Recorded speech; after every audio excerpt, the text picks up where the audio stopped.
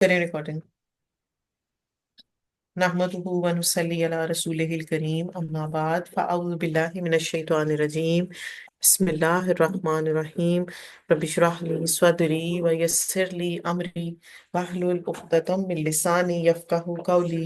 ربي زدني علما اللهم فقهنا في الدين.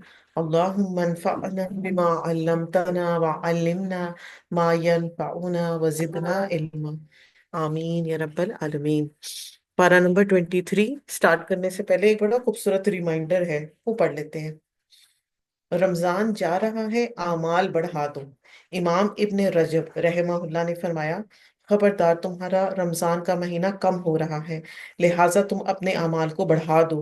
گویا کہ وہ تم سے رخصت ہو رہا ہے اور ہر مہینہ گزر جاتا ہے، لیکن رمضان ایسا مہینہ ہے جس کا جانا عام بات نہیں. تو سوچو اگر رمضان چلا گیا تو تم اسے کہاں سے واپس لے کر آؤ گے. کتنی پیارا ریمائنڈر ہے نا. تو کیا کام کرنے ہیں؟ تلاوت قرآن، اذکار، دعائیں، استغفار، صدقات، چھوٹی چھوٹی اور بڑی بڑی. ہر نیکی جو اللہ کو پسند ہو اس کو جلدی جلدی سے کر لو، کہیں ایسا نہ ہو کہ وقت گزر جائے. اور ہم اس چیز کو ایکسپیرینس کریں کہ ہم almost towards the end of آ گئے پہلا عشرہ. تو اللہ تعالیٰ ہماری کوششوں کو قبول فرمائے. سٹارٹ کرتے ہیں پارہ نمبر 23. بات چل رہی تھی رسولوں کی، جنہوں نے آ کر کہا تھا کہ اللہ پر ایمان لے کر آؤ، مگر لوگوں نے ان کی بات نہیں مانی. تو دور سے ایک اور شخص آیا، اس نے بھی کہا کہ ان کی بات مانو، یہ تو تم سے کوئی اجر بھی نہیں مانگ رہے. بسم اللہ الرحمن الرحیم. وَمَا لِيَ لَا أَعْبُدُ الَّذِي فَطَرَنِي وَإِلَيْهِ تُرْجَعُونَ. اور کیا ہے مجھے کہ نہ میں عبادت کروں اس کی جس نے مجھے پیدا کیا ہے اور طرف اسی ہی کے تم سب لوٹائے جاؤ گے. کیا میں بنا لوں اس کے سوا کچھ اور الہ؟ اگر ارادہ کرے میرے ساتھ رحمان کسی نقصان کا تو نہ کام آئے گا مجھے شفاعت ان کی کچھ بھی، اور نہ وہ بچا سکیں گے مجھے. تو وہی بات جو ہم کر رہے تھے. اچھا، یہ جو شخص تھا نا، اس کا نام روایات میں آتا ہے، اس کا نام حبیب نجار تھا، اور یہ بڑھائی تھا بائی پروفیشن. تو اس کے ایٹیٹیوڈ کے اندر جو ہے نا ہمارے لیے بڑی لرننگ ہے کہ ایک شخص جو کہ وہاں پر رہتا بھی نہیں ہے، مگر جب اس کو حق بات کا پتہ چلا تو وہ اللہ کی بات اور اللہ کا کلام لوگوں کو بتانے کے لیے دور دراز سے پہنچ گیا، اور اس نے اپنی جان کی بھی پرواہ نہیں کی. پھر بھی قوم نے جو ہے اس کی بات نہیں مانی. تو اس سے یہ بھی ہمیں پتہ چلتا ہے کہ دین کا پیغام، اللہ کا کلام جو ہے وہ اس کو پھیلانے کے لیے دوسروں تک اپنی باؤنڈری سے باہر نکلنے کی بھی ضرورت پڑ جایا کرتی ہے. تو اس سے گھبرانا نہیں ہوتا. یہ نیکی کا کام ہے اور یہ شرف کا کام ہے، اور اس کو خوشی اور محبت سے کرنا چاہیے. اور یہاں پر وہ کیا بات کہہ رہے ہیں کہ کوئی سفارش کام نہیں آئے گی اور نہ ہی کوئی میرا اللہ پر زور ہے. بے شک میں تب گمراہی میں ہوں گا کھلم کھلی. بے شک میں ایمان لایا ہوں تمہارے رب پر، تو میری بات کو سنو. تو کہا گیا داخل ہو جاؤ جنت میں. اس نے کہا اے کاش میری قوم کے لوگ وہ جان لیتے. تو فوراً یہاں پہ سین چینج ہو گیا. کیا ہوا کہ اس شخص کو لوگوں نے، جو ہمیشہ سے انبیاء علیہ السلام کے ساتھ ہوتا رہا، تو اس شخص کو کیا کیا لوگوں نے؟ قتل کر دیا. اور قتل کر کے اس کا تو کام ہو گیا، وہ تو اپنی جنت میں چلا گیا. مگر ایک اور بڑی خوبصورت لرننگ اس سے ہمیں ملی ہے کہ چلا تو گیا ہے دنیا سے، مگر ابھی بھی لوگوں کی خیر خواہی اس کے دل کے اندر ہے. دیکھیں یہاں پہ وہ کیا کہہ رہے ہیں، اے کاش میری قوم جان لیتی.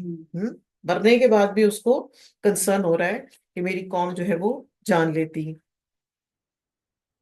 اب یہ دیکھتے ہیں کہ یہ وہ شخص تھا بھی، اس نے کوئی زیادہ ایفرٹس نہیں کی تھی. یہ مسلمان تو ہوا تھا، مگر فوراً ہی اس نے آگے تبلیغ کا کام بھی شروع کر دیا. اس نے یہ نہیں کہا کہ میں پہلے 5 سالہ کورس کروں گا اس کے بعد کروں گا، ایسا نہیں تھا. فوراً اللہ کا کام اس نے کرنا شروع کر دیا. تو اس سے ہمیں یہ بھی بات سمجھ آ رہی ہے کہ لا الہ الا اللہ ایک بڑا مضبوط کلمہ ہے. جو اس کو پڑھ لیتا ہے، جو اس کو سمجھ لیتا ہے، جس کے دل کے اندر یہ کلمہ اتر جاتا ہے، اس کے سارے کانسیپٹس کلیئر ہو جاتے ہیں، اس کے توکل کا لیول چینج ہو جاتا ہے. پھر لوگوں کی خیر خواہی اس کے اندر آ جاتی ہے، اور پھر صبر و استقامت سے انسان ایسا جو ہے وہ کام کرنے والا ہوتا ہے. تو اہل مکہ کے لیے بھی پیغام ہے اور محمد صلی اللہ علیہ وسلم نے بھی ایسا ہی کیا تھا نا، کہ ان کے ساتھ خیر خواہی کی تھی۔ تو اللہ سبحانہ تعالیٰ اپنے دین کا کام جس سے چاہے لے سکتے ہیں۔ ہمارا کرنے کا کیا کام ہے کہ ہمیں جہاں سے بھی ہدایت اور نیکی ملے اس کو کوشش کریں سمجھنے کی، اور پھر اس پر عمل لے کر آئیں، اور اپنے اندر اخلاص پیدا کرنے کی ضرورت ہے۔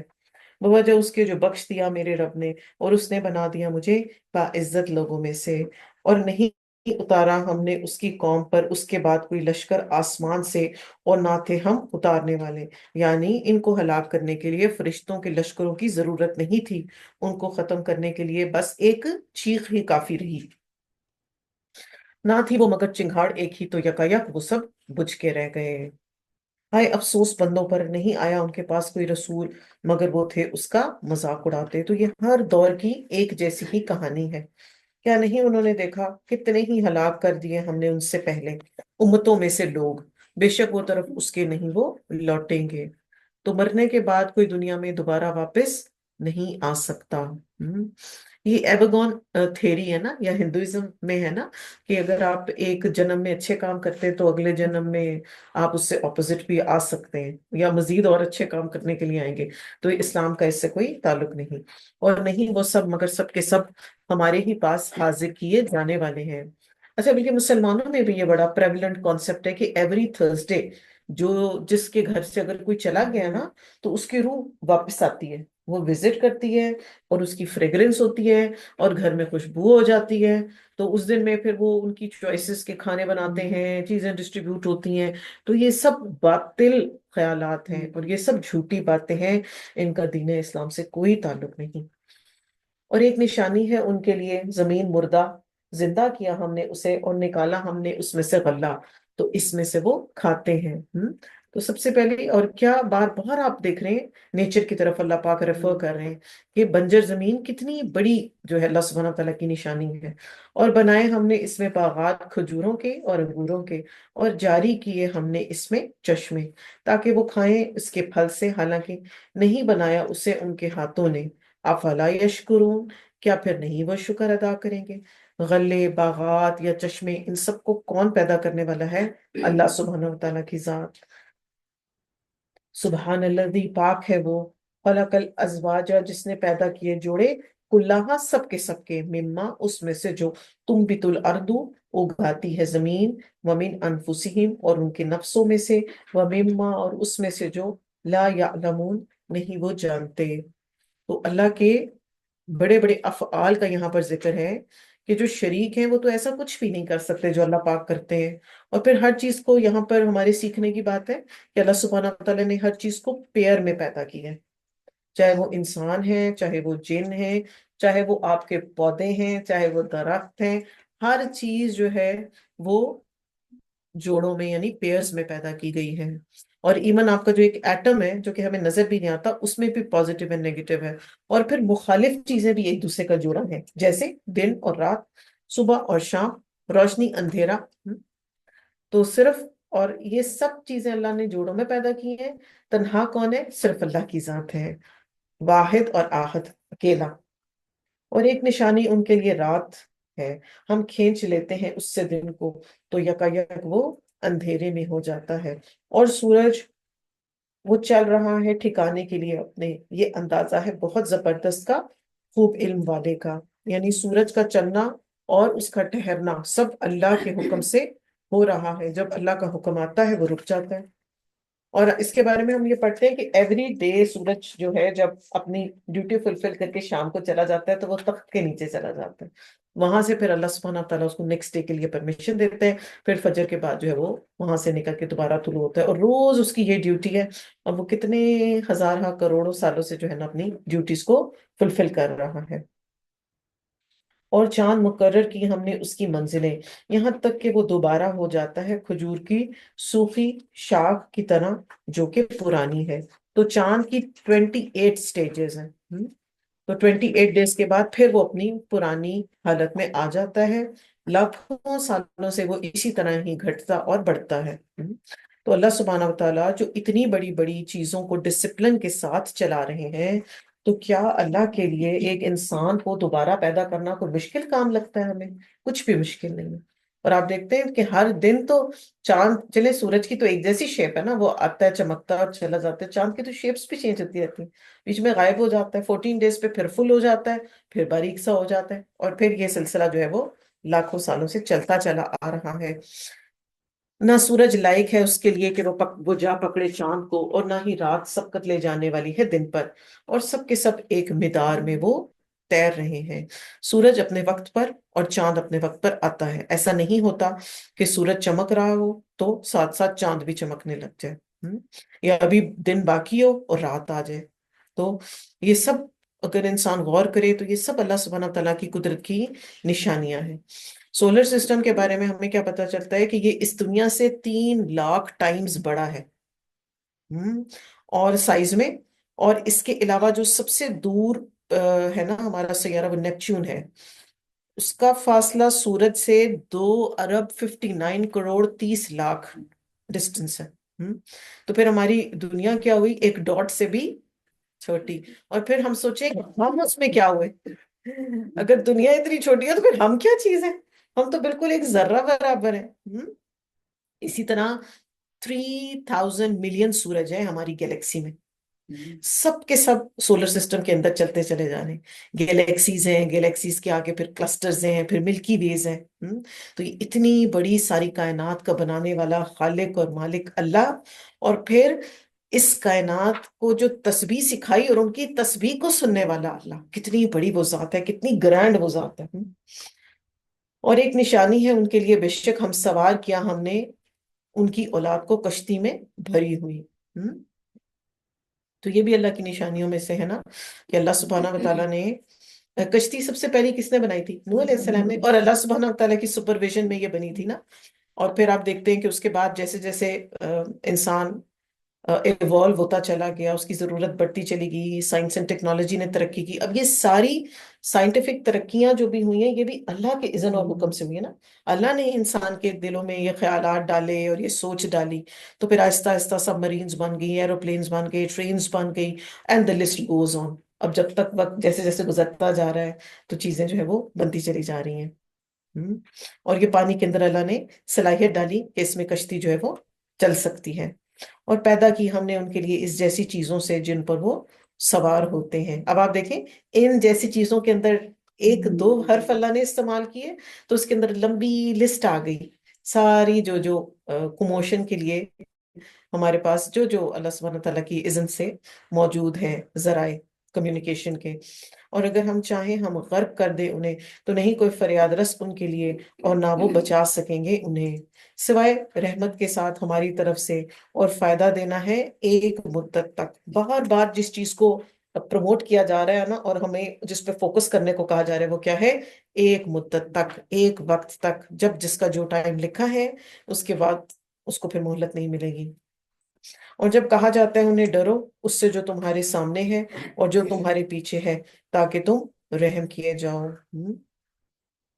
اللہ سبحانہ و تعالیٰ کا ڈر دراصل اللہ کی رحمت کو کھینچ کر لے کر آتا ہے، اور نہیں آتی ان کے پاس کوئی نشانی نشانیوں میں سے ان کے رب کی، مگر وہ ہوتے ہیں اس سے اعراض کرنے والے۔ تو جو شخص اللہ کی نشانیوں سے سبق نہیں لیتا، اس کو صرف ایک انفارمیشن لے کے رکھ لیتا ہے، یا اس کو پڑھ کے اپنے پاس سنبھال کے رکھ لیتا ہے، تو وہ اللہ کی معرفت نہیں پا سکتا۔ اللہ کا خوف، اللہ کی ہیبت اور اللہ کا گرینڈ ہونا اس کو نہیں سمجھ سکتا۔ تو کیا ضروری ہے کہ انسانی نشانیوں کو پڑھ کر، ان پہ غور کر کر اپنے اللہ کے مزید قریب ہوا جائے، اور مزید اس کو جاننے کی کوشش کی جائے، کیونکہ ہم تو ہماری تو صلاحیتیں بہت تھوڑی ہیں نا، ہم تو احاطہ ہی نہیں کر سکتے نا، وَلَا يُحِيطُونَ بِشَيْءٍ مِّنْ عِلْمِهِ، ہم اس کے تو علم کا احاطہ بھی نہیں کر سکتے۔ اور جب کہا جاتا ہے کہ انہیں خرچ کرو اس میں جو رزق دیا تمہیں اللہ نے، کہتے ہیں وہ جنہوں نے کفر کیا اس میں سے جو ایمان لائے، کیا ہم کھلائیں اس کو جسے اگر چاہتا اللہ تو کھلا دیتا انہیں؟ تو کیا ہے، نہیں ہو تم مگر گمراہی میں کھلم کھلی۔ تو لوگوں کو جب کہا جاتا ہے نا کہ آپ اللہ کی راہ میں اسپینڈ کریں، تو وہ یہ کہتے تھے ہم کیوں نہیں کھلائیں؟ یہ اس دور کی بھی بات ہو رہی ہے، اور آج کل کا مسلمان بھی ایسی بات کر رہے ہیں کہ اس کو تو سمجھ ہی نہیں ہے، اس کو تو پتہ ہی نہیں ہے پیسے کیسے سنبھال کے رکھتے ہیں، اگر اللہ پاک چاہتے تو انہیں خود ہی دے سکتے۔ تو یہ ایسی باتیں کون کرتا ہے؟ جس نے کام نہ کرنے کے بہانے بنانے ہوں۔ تو نیکی کے کام کرنے والوں کو ایسا ایٹیٹیوڈ نہیں لینا چاہیے یہ مال کی ڈسٹریبیوشن جو ہے وہ پیور اللہ کی اذن سے. اللہ کو نہیں پتا تھا کہ جو غریب طبقہ ہوگا یا جو کم پڑھا لکھا طبقہ ہوگا اس سے مال اور اسباب کو سنبھالنا مشکل ہوگا، وہ ویسٹ کریں گے. اللہ کو تو پتا ہوگا نا، ورنہ اللہ پاک قرآن میں ایک کلوز لگا دیتے کہ جی غریبوں کو آپ نے اس شرط پہ دینا. اللہ پاک نے کہا بس آپ نے دینا ہے. اب وہ جو کر رہے ہیں، کیونکہ یہ بہت سوال آتا ہے خواتین کا، ہم اپنی میٹس کا اتنا خیال کرتے ہیں، ہم ان پہ اتنا سپینڈ کرتے ہیں، مگر وہ ویسٹ کرتی ہیں. اس میں تو کوئی شک نہیں، وہ ویسٹ کرتی ہیں اور وہ ایکسپلائٹ بھی کرتی ہیں. اس کا طریقہ کار یہ ہوگا کہ جب آپ ان کو دے رہے ہیں نا، اس وقت انہیں مت سمجھائیں، کیونکہ اس وقت دکھاوا اور احسان جتلانے کی سچویشن آ جاتی ہے. کسی اور سچویشن میں بٹھا کے انہیں یہ چیز سمجھائیں کہ یہ بڑی محنت سے کمائے جاتے ہیں، آپ لوگ بھی دن رات محنت، آپ کم محنت کرتی ہیں، میٹس کم محنت کرتی ہیں، بہت محنت ہے ان کی. اپنا گھر بار بچے چھوڑ کے کہاں سے کہاں آتی ہیں، اور by the end of the month کیا کرتی ہیں؟ ادھر دے ادھر ضائع، اس رسم پہ ویسٹ. تو ان کی بھی پھر گرومنگ کس نے کرنی ہے؟ ہم نے کرنی ہے نا. تو ہم بڑی جلدی سے جو ہے نا تنگ پڑ جاتے ہیں. وہ آپ صلی اللہ علیہ وسلم کا ایک اصول ہم اپنے ساتھ باندھ لیں کہ آپ لوگوں کے لیے کیا فکر کرتے تھے، ہم غصہ کرتے. تو لوگوں کی گرومنگ کیسے کرنی ہے؟ غصے سے نہیں کرنی، فکر سے کرنی ہے. اور جب ہم کسی چیز کی فکر کرتے ہیں نا، اپنے اولاد کے لیے فکر کرتے ہیں نا، کتنے کتنے ٹیڑے بیٹوں کو سیدھا کر لیتی ہیں مائیں، کر لیتی ہیں نا. کتنے کتنے تنگ کرنے والی بچیاں ہوتی ہیں، مائیں انہیں ٹرین گروم کر لیتی ہیں. کیوں؟ ان کی فکر ہوتی ہے.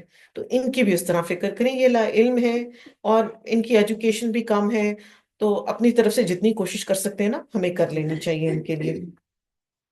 نہیں وہ انتظار کر رہے مگر چنگھاڑ کا ایک ہی، تو پکڑ لے گا انہیں جب وہ جھگڑا کر رہے ہوں گے. تو اسرافیل کا پہلی بار سور پھونکنا ایک ہی چیز ہوگی، جس سے کیا ہوگا؟ ایک ہی چیخ ہوگی جس سے سب لوگ جو ہے وہ ختم ہو جائیں گے. اتنی شدت ہوگی اس آواز کے اندر. پھر نہ وہ استطاعت کرنے کی اور نہ طرف اپنے گھر والوں کے وہ پلٹ سکیں گے. یعنی قیامت اتنی اچانک آئے گی کہ کسی کے پاس ٹائم نہیں ہوگا کہ اچھا میں بتا کے آ رہا ہوں. ایسا بھی ٹائم نہیں ہوگا، فوراً آ جائے گی وہ. پھونکا جائے گا سور میں تو یکا یک وہ قبروں میں اپنے رب کی طرف وہ تیزی سے چل رہے ہوں گے. روایات میں آتے ہیں کہ اتنی تیزی سے بھاگ رہے ہوں گے جیسے ٹڈیاں بھاگ رہی ہوتی ہیں نا، تیز تیز کیسے اچھل اچھل کے چل رہی ہوتی ہیں. وہ کہیں گے ہائے افسوس ہم پر، کس نے اٹھا دیا ہمیں ہماری خواب گاہوں سے. یہ ہے وہ جو وعدہ کیا تھا رحمان نے اور سچ کہا تھا رسولوں نے. تو آخرت کے عذاب کے مقابلے میں قبر کی زندگی ان کو کمفرٹیبل لگ رہی ہوگی. وہ کہیں گے ہم تو سوئے ہوئے تھے، ہمیں کس نے جگا دیا. تو آخرت کا وقت جو ہے وہ اتنا سخت اور مشکل ہے. نہ ہوگی مگر وہ چنگھاڑ ایک ہی، تو یکا یک وہ سب کے سب ہمارے سامنے حاضر کیے جائیں گے. تو آج کے دن نہ ظلم کیا جائے گا کسی بھی نفس پر کچھ بھی، اور نہ تم بدلہ دیے جاؤ گے مگر جو تھے تم عمل کرتے. تو ہم سب بھی اپنا اپنا جائزہ لیں کہ جو ہم کر رہے ہیں، جو ہماری سوچیں ہیں، کیا ان کے بدلے ہمیں کچھ اچھا ریوارڈ ملنے والا ہے؟ کیا ہمارے اعمال اس قابل ہیں؟ تو ہر وہ کام جو کہ ہمیں ہمارا صرف ٹائم ویسٹ کر رہا ہے، اس کا نہ دنیا کا فائدہ ہے اور نہ کوئی آخرت کا فائدہ ہے. تو ہر اس ایکٹیویٹی کو ہم اپنی زندگیوں سے نکال دیں اور اپنے آپ کے ساتھ دھوکہ نہ کریں کہ میں تو بہت اچھے کام کر رہی ہوں. ہمیں اندر سے پتا ہوتا ہے کہ کیا ٹھیک ہے اور کیا غلط ہے. اپنا جائزہ خود لیتے رہیں ہم سب، اور جو بھی کام کریں سوچ سمجھ کے کریں اور اچھے کام کریں. اور جیسے کہ آپ کو پہلے بھی بتایا گیا تھا کہ اپنے آپ کو ریپلیسمنٹ دیں. جیسے ہم نے کیا بات کی تھی کہ اگر میوزک سننے کی عادت ہے تو اس کو ریپلیس کریں قرآن کی آیات کی ریسیٹیشن کے ساتھ. سو آن اینڈ سو فورتھ. اسی طرح ہی باقی بھی ساری لو ایکٹیویٹیز میں، کسی کو موویز دیکھنے کی عادت ہے، کسی کو ڈراماز دیکھنے کی عادت ہے، کسی کو وہ جھوٹے سچے ڈائجسٹ پڑھنے کی عادت ہے، کسی کو نیٹ فلکس پسند ہے، کوئی ریلز کو فیس بک میں. ٹھیک ہے، تو ان سب چیزوں کے لیے اپنے آپ کو جو ہے ایک ریپلیسمنٹ دینے کی کوشش ہے. اور سب سے بہترین ریپلیسمنٹ کیا ہے؟ قرآن کا علم. اس کو پڑھیں، اس کو سمجھیں، اس کو ان ڈیپتھ جاننے کی کوشش کریں. ابھی تو ہم صرف تیزی سے گو تھرو کر رہے ہیں نا، ورنہ حق تو یہ کہ ایک ایک لفظ پہ رکھا جائے اور اس کو غور سے سمجھا جائے. تو اپنی مصروفیات کو جو ہے وہ چینج کرنے کی ہمیں ضرورت ہے. بے شک جنت والے آج کے دن مشغلوں میں خوش ہو رہے ہوں گے. آپ صلی اللہ علیہ وسلم نے فرمایا کہ اللہ سبحانہ و تعالیٰ جنت کو بلائیں گے اور وہ خوب سج بن کر دلہن کی طرح تیار ہو کر اپنے رب کے حکم پر آئے گی. پھر اللہ سبحانہ تعالیٰ فرمائیں گے میرے وہ بندے کہاں ہیں جنہوں نے میرے رستے میں قتال کیا تو اور جدوجہد کی، تو ان کو بغیر حساب کے جنت میں داخل کر دیا جائے. تو سب کے سب جنتوں میں داخل ہو جائیں گے. اور بیویاں ان کی سایوں میں تختوں پر تکیہ لگائے ہوئے ہوں گی. اور ان کے لیے اس میں پھل ہوں گے، اور ان کے لیے وہ ہوگا جو وہ طلب کریں گے۔ اب دوسری دفعہ یہ بات آ رہی ہے ان لمیٹڈ، جو وہ طلب کریں گے۔ اب اس میں جو بھی آپ کے دل کی خواہش ہوگی، آپ کی ریکوائرمنٹ ہوگی، آپ کو پسند ہوگا، اور کئی ایسی چیزیں ہوتی ہیں ہم دنیا میں رہ کے، کیونکہ اب دنیا ایک گلوبل ولیج بن گئی ہے، اب بہت سی ایسی چیزیں یوٹیوب پہ، فیس بک پہ دیکھ لیتے ہیں، اور پھر ہم سوچ رہے ہوتے ہیں اچھا پتہ نہیں یہ کیسا ہوگا، اس کا ٹیسٹ کیا ہوگا، ہمارا ایکسپیرینس نہیں ہے۔ تو وہاں پر جو بھی خواہش کریں گے، اللہ سبحانہ تعالیٰ وہ چیز آپ کے لیے حاضر فرما دیں گے۔ سلام قول من رب الرحیم، سلام قول ہوگا رب کی طرف سے جو نہایت رحم کرنے والا ہے۔ کتنی پیاری جگہ ہے جہاں پر اللہ سبحانہ تعالیٰ جنتیوں کو سلام کریں گے۔ اللہ پاک ہمیں بھی ایسے لوگوں میں شامل کر دیجئے۔ وَامْتَازُوا الْيَوْمَ أَيُّهَا الْمُجْرِمُونَ، اور الگ ہو جاؤ آج کے دن اے مجرموں۔ اب کیا ہوگا، ان کو یہاں سے سپریٹ کر دیا جائے گا، سیگریگیشن ہو جائے گی۔ تو اب ان کی بات سٹارٹ ہو گئی ہے جو کہ جہنم والے ہیں۔ تو یہ کیا کرتے تھے، یہ اپوزٹ لائف گزارتے تھے، نہ سوشل ورک کرتے تھے، نہ نماز روزہ کی فکر کرتے تھے، نہ زکوٰۃ ادا کرتے تھے، اور کیا کرتے تھے، انہوں نے اپنی ساری زندگی شک میں گزار دی۔ نہ کوئی نیکی کے کام کیے، نہ کسی کو بلایا، اور آخرت سے ان کا پھر اب ان کا کوئی کنیکشن نہیں ہے۔ اور کئی دفعہ ایسے لوگ ہمارے اپنے گھروں میں بھی ہوتے ہیں، کبھی بہن بھائیوں کی شکلوں میں ہوتے ہیں، کبھی اولاد کی شکل میں بھی ہو سکتے ہیں۔ تو اس لیے کیا کہا جاتا ہے، کو انفسکم واہلیکم نارا، اپنے آپ کو اور اپنے گھر والوں سب کو جہنم کی آگ سے بچانے کی کوشش اور ایفرٹ کرو، ورنہ کیا ہے، پھر جدائیاں ہیں، اور کیسی جدائیاں ہیں، فار ایور کی جدائی ہے پھر۔ تو ہم سب جو ہیں اپنے بچوں کے لیے بھی اسی طرح کنسرن رہے۔ کیا نہیں میں نے تاکید کی تھی تمہیں اے بنی آدم کہ نہ تم عبادت کرو شیطان کی، بے شک وہ دشمن ہے تمہارا کھلم کھلا۔ اور یہ کہ عبادت کرو میری، یہ راستہ ہے سیدھا۔ تو شیطان کی عبادت کا مطلب کیا ہوتا ہے، اس کی اطاعت کرنا، اور جو وسوسے وہ دلوں میں ڈالتا ہے ان کو امپورٹنس دینا اور اس پہ چلنے لگ جانا۔ تو چاہے کوئی فزیکلی نہ بھی عبادت کرتا ہو، ورنہ تو ایک کلٹ بھی بنا ہوا ہے نا، جو شیطان کا ایک چرچ بھی بنا ہوا ہے، لوگ اس میں شیطان کی باقاعدہ عبادت بھی کرتے ہیں، وہ اس کی بات بھی ہو رہی ہے۔ مگر یہاں پر جو بات یہ ہے بتانے کی، ہمارے سیکھنے کی یہ ہے کہ جس باتوں کا وہ حکم دے رہا ہے ان کو اوائڈ کریں، اور جو اللہ نے کہا ہے ان کو کریں، تاکہ شیطان کی مخالفت ہو ہم سے، اور جو بھی وہ وسوسے ڈالے ان کو قبول کرنے سے اپنے آپ کو پروٹیکٹڈ رکھیں۔ البتہ تحقیق اس نے گمراہ کر دیا تم میں سے مخلوق کو بہت سی، کیا پھر نہیں تھے تم عقل سے کام لیتے؟ تو اس سے ہمیں یہ پتہ چلتا ہے کہ میجورٹی کو شیطان جو ہے وہ کیپیبل ہے کہ اس کو ڈسٹریکٹ کر دے گا۔ وہ یہ ہے جہنم، وہ جو تھے تم جس کا وعدہ کیے جاتے، داخل ہو جاؤ اس میں آج کے دن بوجہ اس کے جو تھے تم کفر کرتے۔ اور کفر کو ہم جانتے ہیں دو طرح کا کفر ہوتا ہے، ایک وہ ہوتا ہے جس میں آپ منہ سے انکار کرتے ہیں، ہوتے آپ مسلمان ہیں، کامات دیکھ کے آپ کہتے ہیں نہیں جی یہ تو پریکٹیکل نہیں ہے، 1450 سال پرانی باتیں ہیں، کون کرے، آج کل کس دور کی باتیں ہیں۔ ایک یہ ہے، اور ایک تو ہے یہ اعتقادی کافر۔ الیوم نختم علی افواہہم، آج ہم مہر لگا دیں گے ان کے منہوں پر، وتکلمنا، اور کلام کریں گے ہم سے، ایدیہم، ہاتھ ان کے، وتشہد، اور گواہی دیں گے، ارجلہم، پاؤں ان کے، بما، بوجہ اس کے جو، کانو، تھے وہ، یکسبون، وہ کمائی کرتے۔ تو مہر لگانے کی ضرورت کیوں آئے گی؟ تاکہ بولنے کی طاقت سے انسان کو محروم کر دیا جائے اور اس کے دوسرے اعضاء بات کریں، اور انسان کے اپنے اعضاء اس کے خلاف گواہی دیں گے۔ ہم؟ پھر کیا ہوگا؟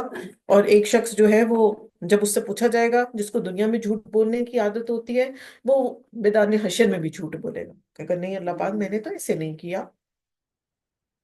تو پھر اس سچویشن پہ کیا ہوگا کہ اس کے منہ پر مہر لگا دی جائے گی، اس کو سیل کر دیا جائے گا، اور اس کے ہاتھ گواہی دیں گے، اس کے پاؤں گواہی دیں گے، اور اس کے خلاف گواہی دیں گے، اور انسان حیران ہو جائے گا کہ میں تو ان کا اتنا خیال کرتا تھا، میں تو اپنے ہاتھوں کا مینیکیور پیڈیکیور کروا کے رکھتا تھا، میں تو ان کی اتنی ٹیک کیئر کرتا تھا، ان کو ہر طرح کے نقصان سے بچا کے رکھتا تھا، کہ آج میرے خلاف باتیں کر رہے ہیں۔ اور اگر ہم چاہیں البتہ ہم مٹا دیں ان کی آنکھوں کو، بس وہ دوڑیں راستے کی طرف، تو کیسے وہ پھر دیکھ سکیں گے؟ اور اگر ہم چاہیں البتہ ہم مسق کر دیں انہیں ان کی جگہوں پر، تو نہیں وہ استطاعت رکھتے ہوں گے چلنے کی، اور نہ وہ پلٹ سکیں گے۔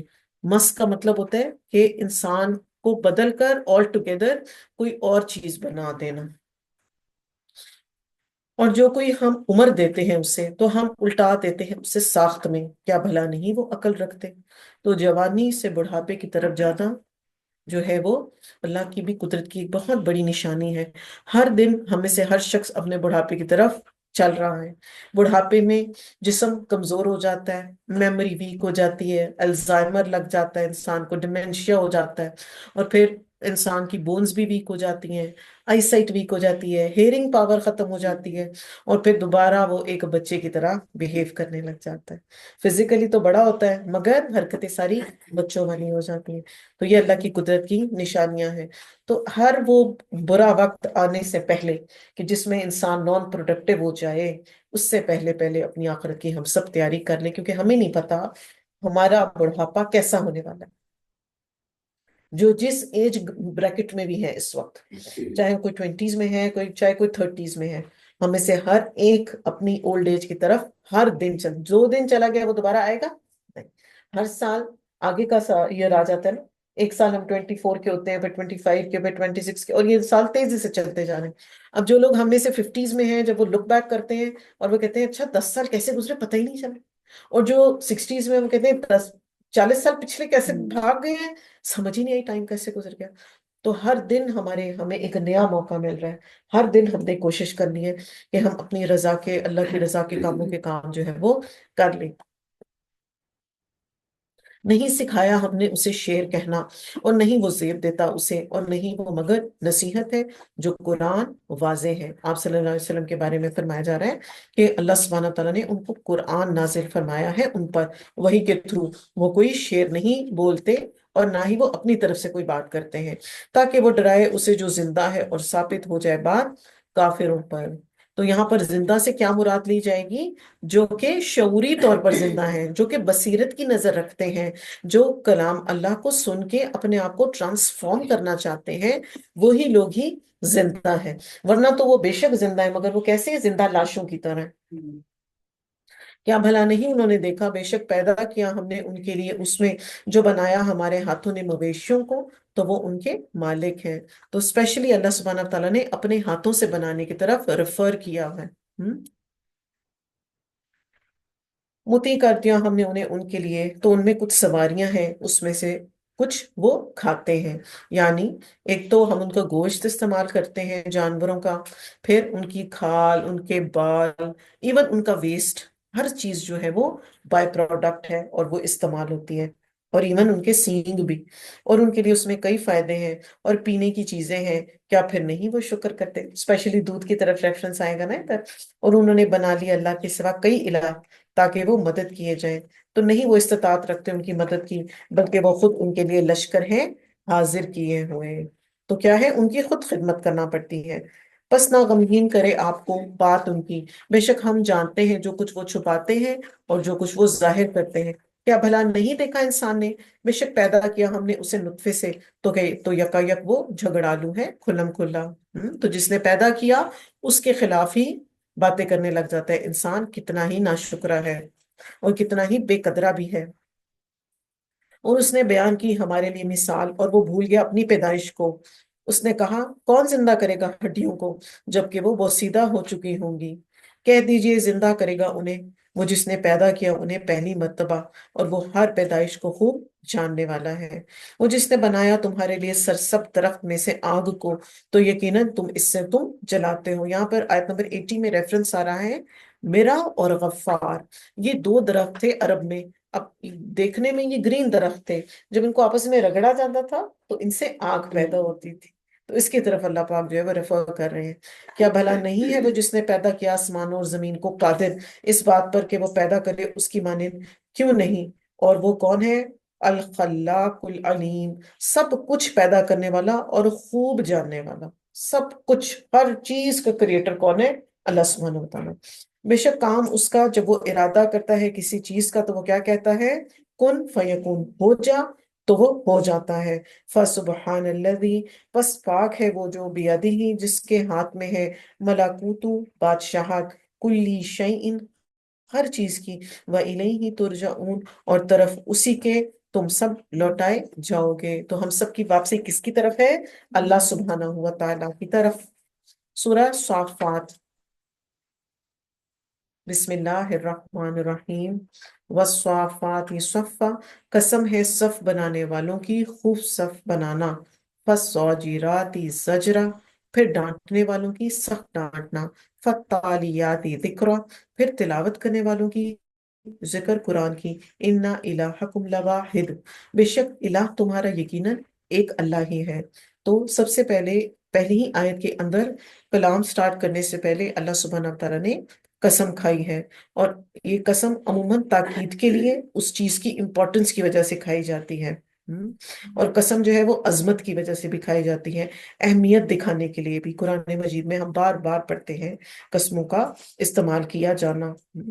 اکثر مفسرین ان آیات میں کہتے ہیں ریفرنس ہے یہ فرشتوں کی طرف اور ان کے ایکسٹریم ڈسپلن کی طرف۔ اور آپ صلی اللہ علیہ وسلم بھی جو تھے وہ صحابہ کرام کو صفے بنانے اور ان کو سٹریٹ رکھنے کی طرف بہت فوکس کروایا کرتے تھے، اور آپ خود جو ہے اس کو مانیٹر کیا کرتے تھے، اور سینوں پر ہاتھ پھیر پھیر کر سٹریٹ کیا کرتے تھے۔ پاؤں سے پاؤں جڑا ہونا چاہیے، کندھے سے کندھا جڑا ہونا چاہیے۔ خواتین بھی اس چیز کا اہتمام کریں، اٹس امپورٹنٹ۔ اور اکثر مفسرین اس سے مراد، جیسے میں نے آپ کو کہا، فرشتے لیتے ہیں، ایکسٹریملی ڈسپلنڈ ہیں یہ فرشتے۔ آپ صلی اللہ علیہ وسلم نے فرمایا کیا تم ایسے صفے نہیں بناتے جیسے فرشتے اپنے رب کے حضور صفے بناتے ہیں؟ پوچھا گیا کیسے بناتے ہیں تو فرشتے صفے، تو آپ صلی اللہ علیہ وسلم نے فرمایا بالکل سیدھا جڑ کر کھڑے ہوتے ہیں۔ تو تراویح کے لیے بھی اسی طرح ہم نے صف بنانی ہے، نماز کا حصہ ہے ٹھیک صف بنانی۔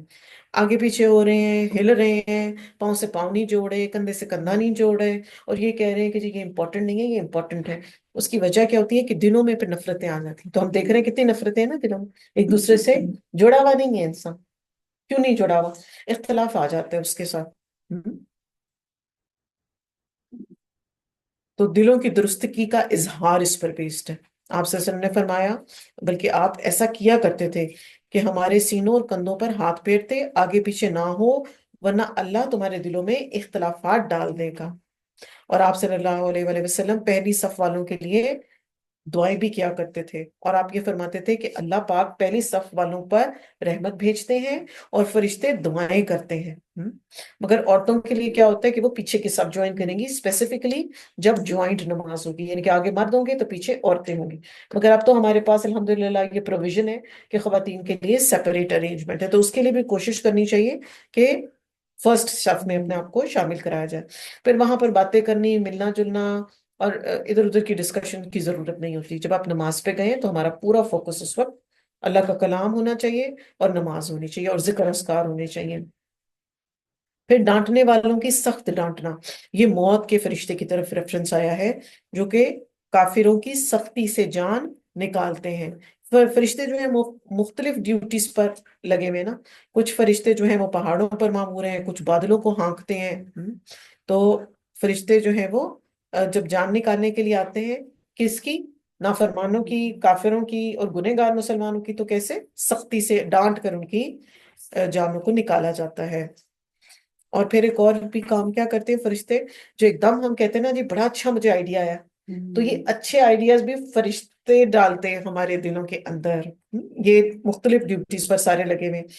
اور پھر تلاوت کرنے والوں کی ذکر قرآن کا، بے شک الہ تمہارا یقیناً ایک ہی ہے، رب آسمانوں اور زمین کا، وہ جو درمیان ہے ان دونوں کے، اور رب مشرقوں کا۔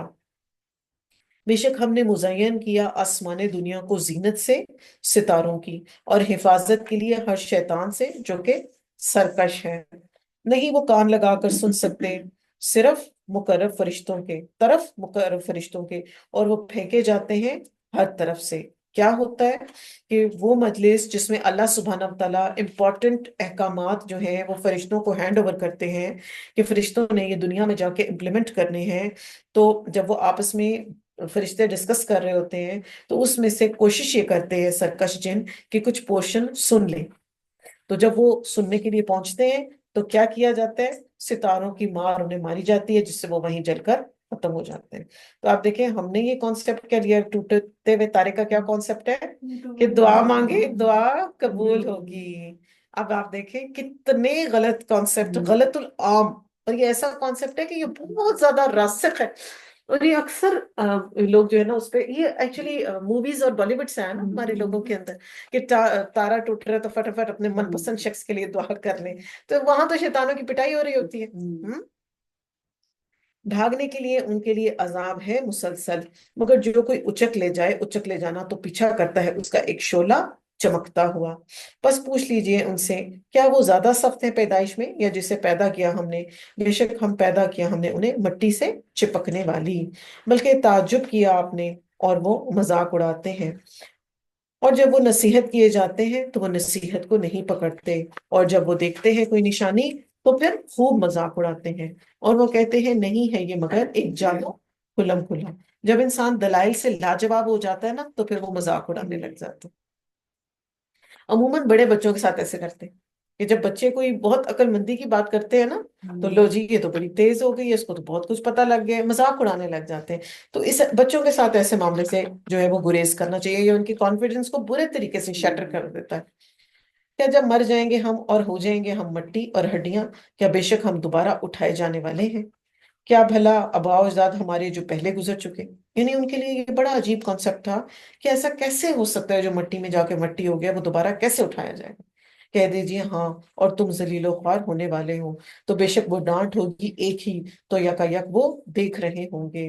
اور وہ کہیں گے ہائے افسوس ہم پر, یہ ہے دن بدلے کا اور یہ ہے دن فیصلے کا, اور جو تھے تم اسے جھٹلایا کرتے. اکٹھا کرو ان کو جنہوں نے ظلم کیا اور ان کے ساتھیوں کو, اور انہیں جن کی تھے وہ عبادت کرتے.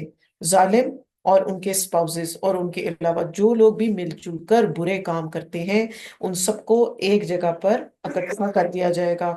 قاتل قاتلوں کے ساتھ, زانی زانیوں کے ساتھ, ایک جیسے عمل کرنے والے ایک جگہ اکٹھے ہو جائیں گے. اور انشاءاللہ قرآن والے قرآن والوں کے ساتھ اکٹھے ہوں گے.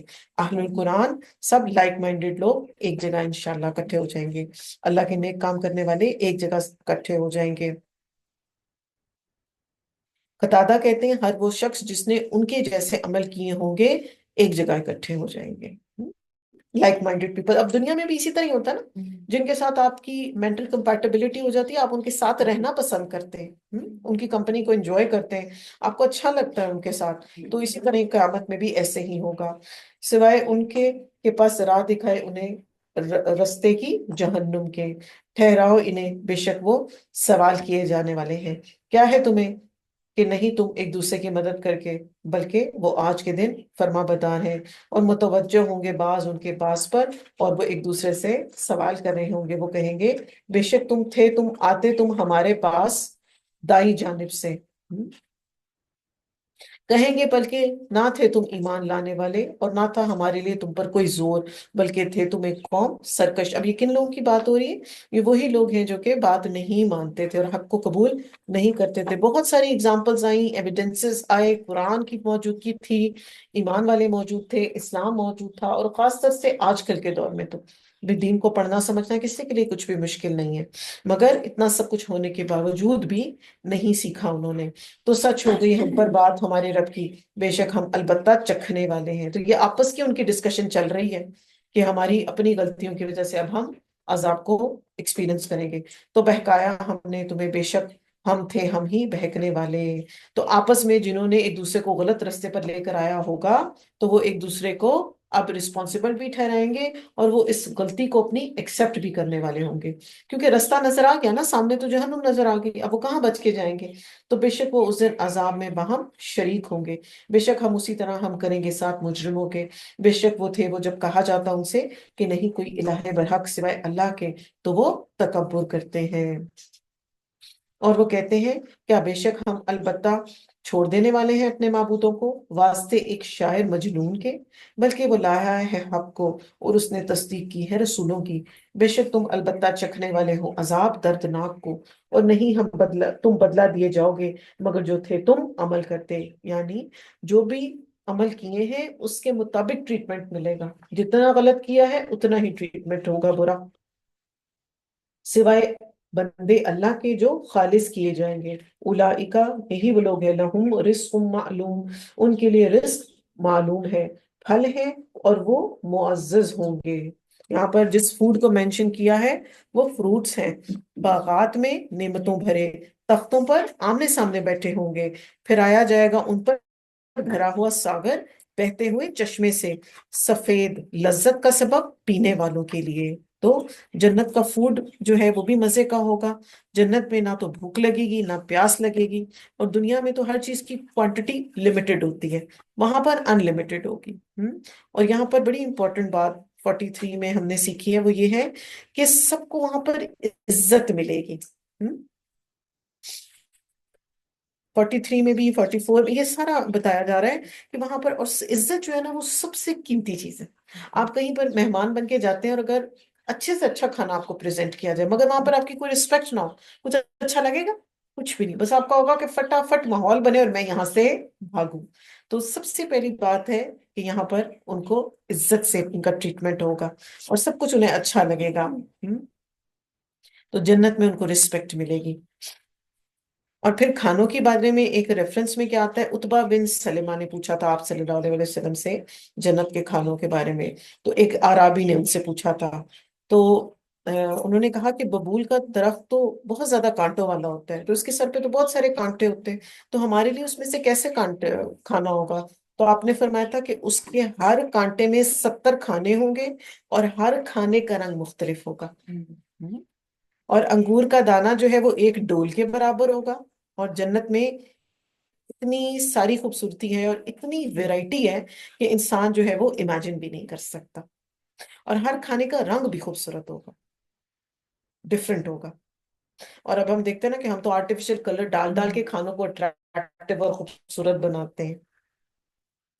اور آیت نمبر 44 میں کہ آمنے سامنے بیٹھے ہوں گے ایک دوسرے کے، اس کا مطلب ہے کہ کسی دل میں کسی کے لیے نہ کوئی حسد ہوگا، نہ بغض ہوگا، نہ کوئی نفرت ہوگی، منہ موڑ کے نہیں بیٹھ رہے ہوں گے، اور ایک دوسرے کی ساتھ انجوائے کر رہے ہوں گے، ایک دوسرے کی کمپنی کو انجوائے کر رہے ہوں گے، کھا پی رہے ہوں گے. اور ایمان والے ساتھی جو ہے وہ ایک دوسرے کے ساتھ ہوں گے. جتنی مشکلات گزارنی تھی، جتنی آزمائشیں کاٹنی تھی، وہ انہوں نے دنیا میں کاٹ لی. اب کیا ہے؟ فار ایور کی انجوائمنٹ ہے، فار ایور کی خوشیاں ہیں، فار ایور کا سکون ہے. سفید لذت کا سبب ہوگا پینے والے کے لیے. یہاں پر ڈرنک کی بات ہو رہی ہے کہ شراب کی جو نہریں ہیں نہ وہ عقل کو خراب کریں گی، نہ ان کا ٹیسٹ خراب ہوگا، نہ ان کا رنگ خراب ہوگا، اور نہ وہ انسان کو بہکتا ہوا بنائیں گی، بلکہ وہ ٹیسٹی ہوں گی بہت زیادہ. نہ وہ اس میں سر درد ہوگی، اور نہ اس میں وہ عقل کو ضائع کریں گی. اور ان کے پاس ہوں گی نیچے آنکھیں رکھنے والیاں، موٹی آنکھوں والی، گویا کہ وہ انڈے ہیں چھپا کر رکھے ہوئے. تو لذتوں کی تکمیل کے لیے یہاں پاکیزہ بیویوں کی طرف ریفرنس آیا ہے، حوروں کی طرف بھی ریفرنس کہتے ہیں اس کو، اور اسپیشلی ان کی آئیز کو مینشن کیا گیا ہے. اور آئیز بھی کیسی ہیں ان کی؟ نیچے رکھنے والی ہیں، ہر ایک کو دیکھنے والی آنکھیں نہیں ہیں. تو یہاں پر بھی آپ دیکھیں جنت میں بھی عورت کی حیا کو پسند کیا گیا ہے. تو دنیا میں بھی اپنی آنکھیں جو ہے ہم نے نیچے رکھنی ہے، اور متوجہ ہوں گے بعض ان کے بعض پر، اور وہ ایک دوسرے سے سوال کریں گے. اب جنتی آپس میں ایک دوسرے سے ڈسکشنز کر رہے ہوں گے. کہے گا ایک کہنے والا ان میں سے، بے شک تھا میرا ساتھی، وہ کہا کرتا تھا کہ بے شک تم البتہ تصدیق کرنے والے ہو. کیا جب ہم مر جائیں گے اور ہم مٹی ہو جائیں گے اور ہڈیاں، تو بے شک ہم بدلہ دیے جائیں گے؟ اس نے کہا کیا تم جھانک کر دیکھنے والے ہو؟ تو وہ جھانک دیکھے گا، اور وہ دیکھے گا اس کو جہنم کے درمیان میں.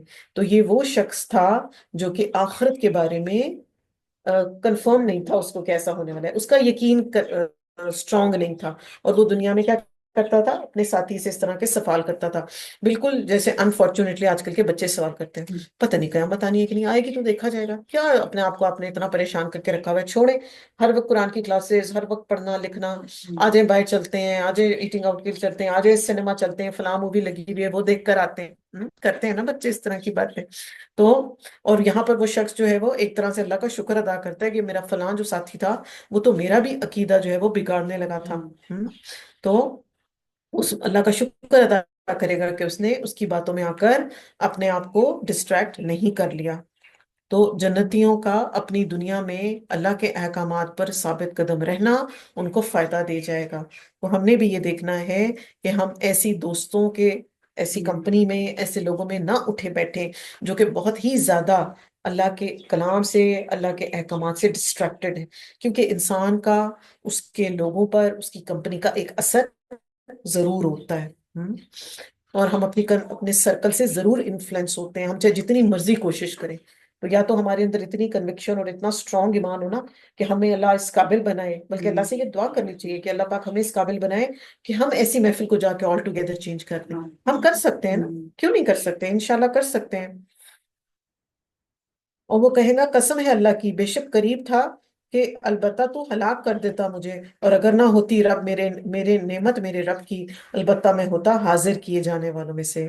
تو یہاں پر وہ نیک شخص جو ہے، جو جنتی ہے، وہ اللہ سبحانہ و تعالیٰ کی طرف اس چیز کو ریفر کر رہے ہیں کہ اللہ کا خاص کرم تھا میرے اوپر کہ میں نے دنیا کی ساری ٹیمپٹیشنز کو نو کہا اور اپنی آخرت کے لیے میں پریپیئر کرتا رہا۔ کیا بھلا نہیں ہم مرنے والے، مگر موت ہماری پہلی، اور نہیں ہم عذاب دیے جانے والے۔ ان ھذا لہو الفوز العظیم، بے شک یہ البتہ وہی کامیابی ہے بہت بڑی۔ مانے اسی کے پس چاہیے کہ عمل کریں عمل کرنے والے۔ تو کرنے کا کیا کام ہے؟ عمل، عمل اور عمل، کوشش، کام۔ کیا یہ بہتر مہمانی ہے یا زقوم کا درخت یا تھوہر کا درخت؟ بے شک ہم بنایا ہم نے اسے فتنہ ظالموں کے لیے۔ تو جہنم والوں کا food in comparison to the جنتی کیا ہے؟ ایک ہاربل فوڈ ہے۔ کچھ اسکالرز اس کو تھوہر کے درخت کو سانپوں کے سر بھی کہتے ہیں، انتہائی کڑوا، کانٹوں سے بھرا ہوا، اور پھر بھی وہ اتنے بھوک کی شدت میں ہوں گے کہ وہ اس کو کھائیں گے، نہ وہ اگل پائیں گے نہ وہ نگل پائیں گے اس کو۔ خوشے اس کی گویا کہ وہ شیطانوں کے سر ہیں، بس بے شک وہ البتہ کھانے والے ہیں اس سے، پھر بھرنے والے ہیں اس سے اپنے پیٹوں کو۔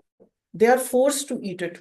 پھر بے شک ان کے لیے اس میں البتہ آمیزش ہے کھولتے ہوئے پانی کی، ایک کے بعد دوسری آزمائش، ایک کے بعد دوسری سزا۔ اور کیسی سزا؟ جو نئی سزا ہے وہ پچھلی سے زیادہ سیویئر ہے۔ پھر بے شک واپسی ان کی البتہ طرف جہنم کی ہے، بے شک وہ انہوں نے پایا اپنے آباء و اجداد کو گمراہ، تو وہ ان کے نقش قدم پر وہ دوڑے جا رہے تھے۔ تو بہت زیادہ جو گمراہی ہے نا انسان کے حصے میں آتی ہے، وہ کیا ہوتی ہے؟ اندھادھند تقلید اپنے انسیسٹرز کی، بغیر سوچے سمجھے ان کو فالو کرنا۔ البتہ تحقیق بھٹک گئے ان سے قبل بہت سے پہلے لوگ، البتہ تحقیق بھیجے ہم نے ان میں ڈرانے والے، تو دیکھو کیسا ہوا انجام ڈرائے جانے والوں کا، مگر بندے اللہ کے جو خالص کیے ہوئے ہیں۔ اور البتہ تحقیق پکارا ہمیں نوح علیہ السلام نے، بس البتہ کہ نہیں، میں آگے چلی گئی ہوں، اوہ سوری، بسم اللہ الرحمن الرحیم۔ البتہ تحقیق پکارا ہمیں نوح علیہ السلام نے، بس البتہ کتنے اچھے ہیں ہم جواب دینے والے۔ تو اللہ سبحانہ تعالیٰ نے نوح علیہ السلام کی دعا کو قبول کر لیا تھا، ان کی بات سن کر نجات دی ہم نے اسے اور اس کے گھر والوں کو مصیبت سے بہت بڑی، اور رکھا ہم نے اس کی اولاد کو، وہی باقی رہنے والے ہیں، اور باقی رکھا ہم نے اس پر ذکر بعد والوں نے۔ تو اب تک ہم دیکھیں قیامت تک ان کا ذکر جو ہے وہ پڑھا جائے گا، اور جو اگزامپلز انہوں نے سیٹ کی لوگ ان سے اپنے لیے لرننگ لیتے رہیں گے۔ سلام ہو نوح پر تمام جہان والوں میں، بے شک ہم اسی طرح بدلہ دیتے ہیں احسان کرنے والوں کو۔ بے شک وہ ہمارے بندوں میں سے تھا جو مومن ہے، پھر غرق کیا ہم نے دوسروں کو، اور بے شک اس کے گروہ میں سے البتہ ابراہیم علیہ السلام تھا، جب وہ آیا اپنے رب کے پاس سلامت دل لے کر، بقلب سلیم، سلیم دل، ثابت دل۔ اور کیسا دل ہوتا ہے یہ؟ جس کے اندر نہ نفرت ہوتی ہے، نہ حسد ہوتا ہے، نہ بغض ہوتا ہے، نہ شرک ہوتا ہے۔ اور وہ ایسا دل ہوتا ہے اس کو جیسے ہی ہدایت ملتی ہے، اللہ کا کلام سنائی دیتا ہے، فوراً اس کو اپنے اندر اتار کے جذب کر لیتا ہے۔ ڈیلی ڈیلی نہیں کرتا، بہت زیادہ کراس کوسچننگ نہیں کرتا۔ جب اس نے کہا اپنے باپ سے اور اپنی قوم سے، کس کی تم عبادت کرتے ہو؟ کیا تم معبودوں کو گھڑتے ہو اللہ کے سوا؟ تو کیا ہے گمان تمہارا رب العالمین کے بارے میں؟ تو اس نے دیکھا ایک نظر ستاروں پر، اور اس نے کہا بے شک میں تو بیمار ہوں۔ تو وہ لوٹ گئے اس سے پیٹ پھیر کر، اور تو وہ چپکے سے گیا طرف اس کے الہوں کے۔ پھر اس نے کہا کیا نہیں تم کھاتے؟ کن سے پوچھ رہے ہیں؟ بتوں سے سوال کر رہے ہیں۔ کیا نہیں تم بولتے؟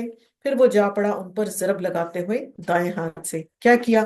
بتوں کے سامنے تو اب لوگ کیا کرتے ہیں، چڑھاوے چڑھاتے ہیں تو بتوں کے سامنے کھانے رکھ جاتے ہیں نا، مزے مزے کی کھانے کی چیزیں رکھ جاتے ہیں، مگر وہ تو کھا ہی نہیں سکتے، تو کیسے انسان کی عقل کیسے ماری جاتی ہے کہ وہ پتھر کے بتوں سے یہ ایکسپیکٹ کر رہے ہوتے ہیں کہ یہ کھانا کھائیں گے، تو وہ تو نہیں کھانا کھا سکتے۔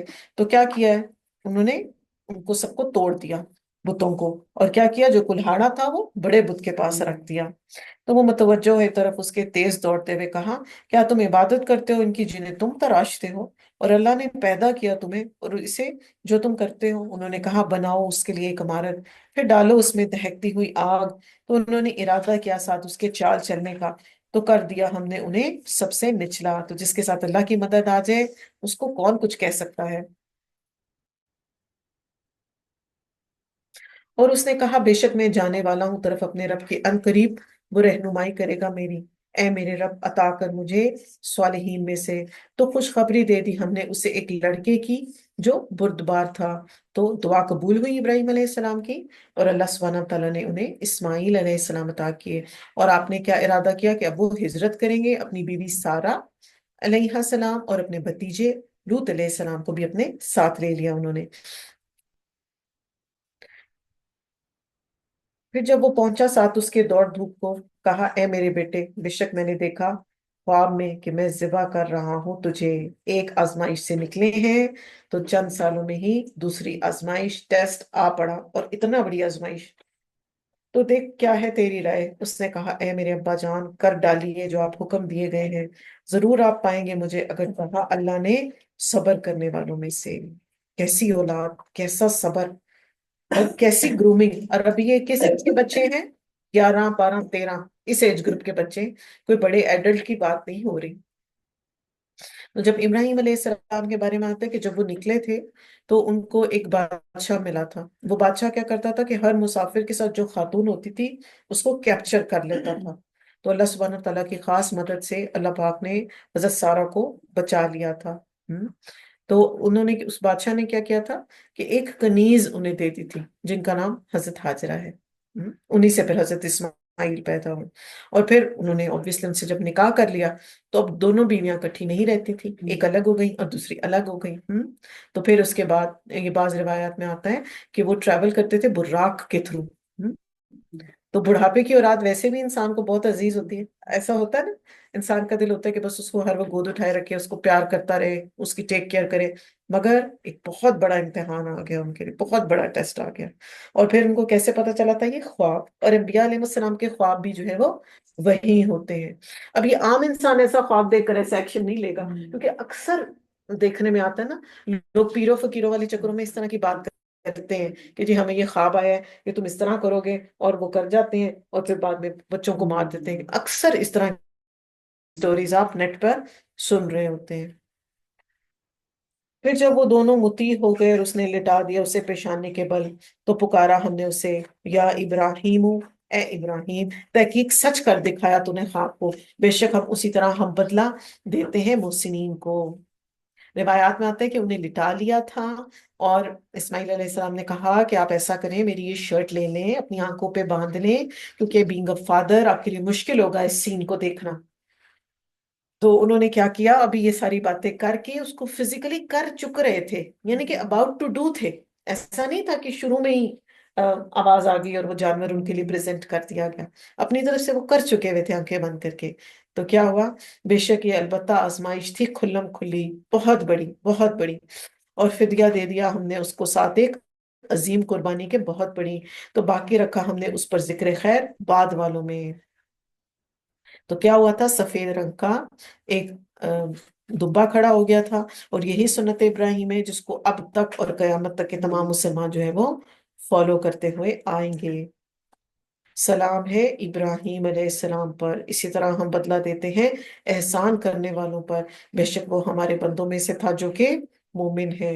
اور خوشخبری دی ہم نے اسے اسحاق علیہ السلام کی، ایک نبی صالحین میں سے، اور برکت نازل کی ہم نے اس پر اور اسحاق پر، اور ان دونوں کی اولاد میں سے کوئی محسن ہے اور کوئی ظالم ہے اپنے نفس کے لیے کھلم کھلا۔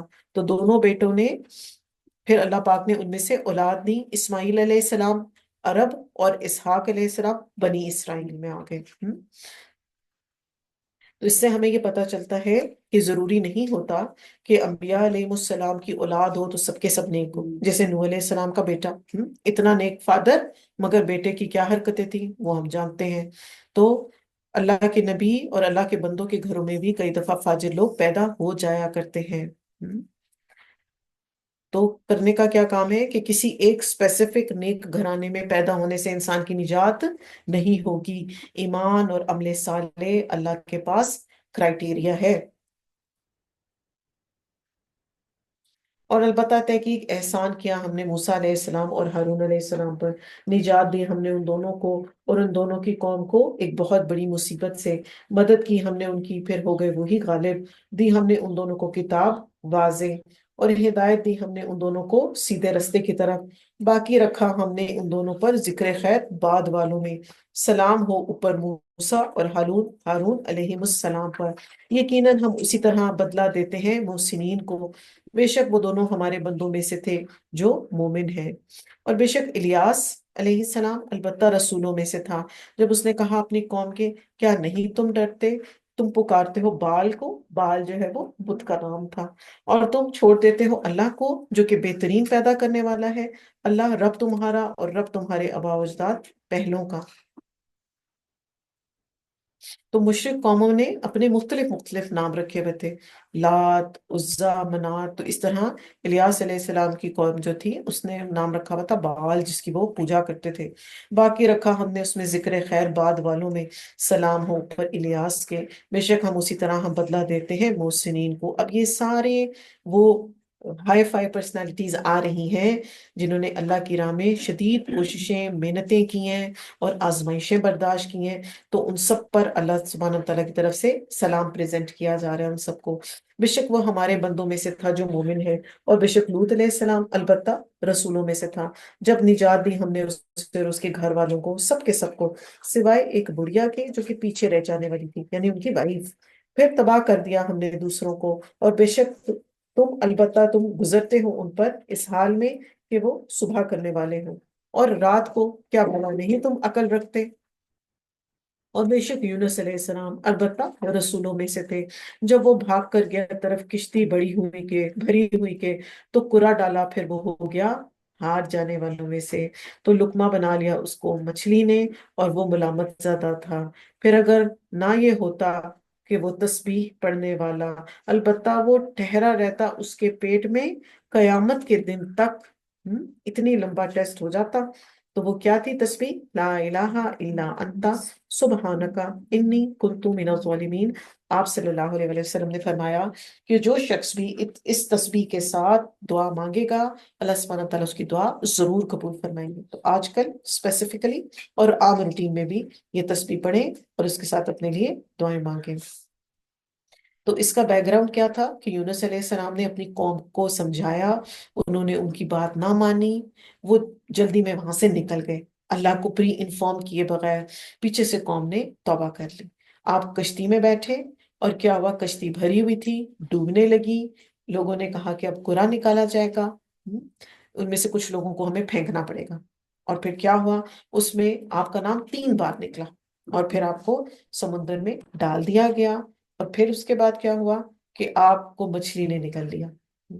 اور پھر ہمیں یہاں پر آیت نمبر 144 میں تسبیح کا فائدہ بتایا جا رہا ہے کہ تسبیح پڑھنے سے انسان جو ہے وہ اللہ سبحانہ تعالیٰ کے قریب بھی ہو جاتا ہے، اور اس کی غلطیاں بھی معاف ہو جاتی ہیں، جو ان سے بڑی غلطی ہو گئی تھی، مگر انہوں نے فوراً اپنی غلطی کو ریئلائز کر لیا، توبہ کر لی، تو اللہ پاک نے انہیں کلمات بھی سکھا دیے، تو پھر کیا ہوا کہ اللہ پاک نے انہیں معاف بھی کر دیا، اور پھر وہ بہت ویک ہو گئے تھے جب مچھلی انہیں نکال کے گئی۔ اس میں مختلف روایات آتی ہیں، بعض لوگ کہتے ہیں 4 دن رہے تھے مچھلی کے پیٹ میں، کچھ نے کہا 7 days، کچھ نے کہا 40 days، مگر یہ ایک معجزہ تھا کہ صحیح سلامت ان کو باہر نکال دیا گیا، بہت ویک ہو گئے تھے۔ اور اس میں ہمارے لیے بھی بہت بڑا سبق ہے کہ اگر اللہ سبحانہ وتعالیٰ کے حکم سے مچھلی کے پیٹ سے ثابت یونس علیہ السلام باہر آ سکتے ہیں، تو ہماری تو مشکلات اس کے مقابلے میں بڑی چھوٹی ہیں۔ کبھی کسی نے ایکسپیرینس کیا مچھلی کے پیٹ میں جانا؟ کسی نے بھی نہیں کیا نا، تو ہماری مشکلات تو پھر اس کے مقابلے میں بہت چھوٹی ہیں۔ تو پھر اور ایک اور بات بھی ہے سیکھنے کی آ رہی ہے کہ صرف مصیبت کے وقت ہی نہیں، خوشحالی میں بھی اللہ کی تسبیح کریں۔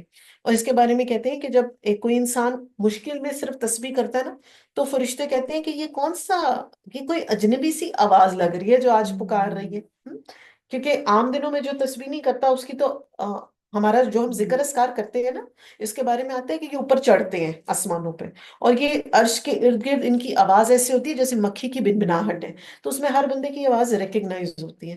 تو جو بندہ صرف مشکل میں پڑے گا تو فرشتے کہیں گے یہ تو بڑی انجان سی آواز ہے۔ تو کرنے کا کیا کام ہم نے سیکھا کیا، کہ صرف مشکل ہی نہیں، خوشی میں، آسانیوں میں، ہر وقت اپنے اللہ کا ذکر کریں، ہر وقت اپنے اللہ کو یاد کریں۔ اور پھر جب ہم مشکلات میں ہوں گے تو اللہ سبحانہ و تعالیٰ پھر تب ہماری پروٹیکشن کریں گے۔ اور اللہ پاک کرتے ہیں، کیسے کرتے ہیں اللہ تعالیٰ؟ کہ ایسا شخص جو بیمار تھا، اب وہ عام دنوں میں تو بڑی اچھی طریقے سے پوری پوری نمازیں پڑھا تھا، ذکر اذکار کرتا، بیماری کی وجہ سے اس نے کم پڑھ لی، تو اللہ پاک فرشتوں کو حکم دیتے ہیں کہ میرے اس بندے کے لیے اتنا ہی اجر رکھو جتنا وہ صحت کی سچویشن میں پڑا کرتا تھا۔ تو ہم نے پھینک دیا اسے چٹیل میدان میں اس حال میں کہ وہ بیمار تھا۔ اور اس سے ہمیں کیا پتا چل رہا ہے، ایک اور لیسن ہمارے لیے، کہ کتنی ہی سیویئر بیماری آ جائے کبھی بھی اللہ سے نا امید نہ ہو۔ اللہ اس چیز پر قادر ہے کہ وہ ہمیں صحت اور شفا دے دے۔ اور اگایا ہم نے اس پر ایک پودا کدو کی بیل کا، اور بھیجا ہم نے اسے طرف 100,000 1,00,000 کے، بلکہ وہ اور زیادہ ہوں گے۔ تو وہ ایمان لے آئے تو فائدہ دیا ہم نے انہیں ایک وقت تک۔ تو پوچھو ان میں سے کیا آپ کے رب کے لیے ہے بیٹیاں اور ان کے لیے بیٹے؟ فرشتے اللہ کو جو ہے کیا کہتے تھے کہ فرشتے جو ہے وہ اللہ سبحانہ تعالیٰ کی بیٹیاں ہیں۔ یا بنایا ہم نے فرشتوں کو عورتیں جبکہ وہ حاضر تھے، خبردار بے شک وہ اپنے ہی جھوٹ ہیں، البتہ جو وہ کہتے ہیں۔ جنم دیا اللہ نے اور بے شک وہ بہت جھوٹے ہیں۔ کیا اس نے چن لیا بیٹیوں کو بیٹوں پر؟ کیا ہے تمہیں، کیسے فیصلے تم کرتے ہو؟ افلا تذکرون، کیا بھلا نہیں تم نصیحت پکڑتے؟ یا تمہارے لیے کوئی دلیل ہے واضح تو لے آؤ اپنی کتاب اگر ہو تم سچے۔ اور انہوں نے بنایا درمیان اس کے اور درمیان جنوں کے ایک رشتہ، البتہ تحقیق جان لیا جنوں نے، بے شک وہ ضرور حاضر کیے جائیں گے۔ یعنی جنوں کا بھی سوال جواب ہونا ہے قیامت والے دن۔ سبحان اللہ عما یصفون، پاک ہے اللہ اس سے جو وہ بیان کرتے ہیں، سوائے بندے اللہ کے جو کہ خالص کیے ہوئے ہوتے ہیں۔ پس بے شک تم سب اور جن کی تم عبادت کرتے ہو، یعنی بت وغیرہ، مشرکین اللہ کے مخلص بندوں کو گمراہ نہیں کر سکتے۔ اور ہم یہ کیا جانتے ہیں کہ آسمان دنیا پر ایک قدم یا ایک بالشت کے برابر ایسی جگہ نہیں جہاں پر فرشتے جو ہے وہ اللہ کی عبادت کرتے ہوئے سجدے کی حالت میں نہ ہوں۔ اور بیت المعمور کے بارے میں کیا آتا ہے کہ جو فرشتے ایک دفعہ وہاں کا طواف کر لیں گے پھر قیامت تک ان کو دوبارہ وہاں پر جانے کی رسائی نہیں مل سکتی، یعنی کہ دیر از نو اسپیس، اتنے فرشتے ہیں۔ نہیں تم اس کے خلاف فتنے میں ڈالنے والے مگر اسے جو داخل ہو گیا جہنم میں، اور نہیں ہم میں سے کوئی مگر اس کے لیے ایک مقام ہے معلوم۔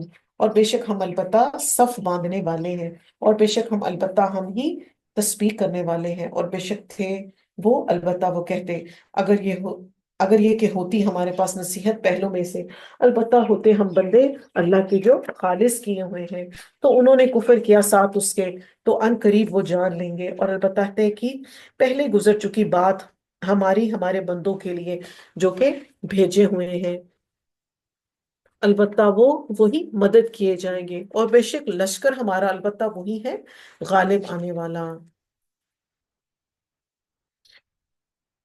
اور منہ پھیر لیجئے ان سے ایک وقت تک اور دیکھتے رہیے، پس ان قریب وہ بھی دیکھ لیں گے۔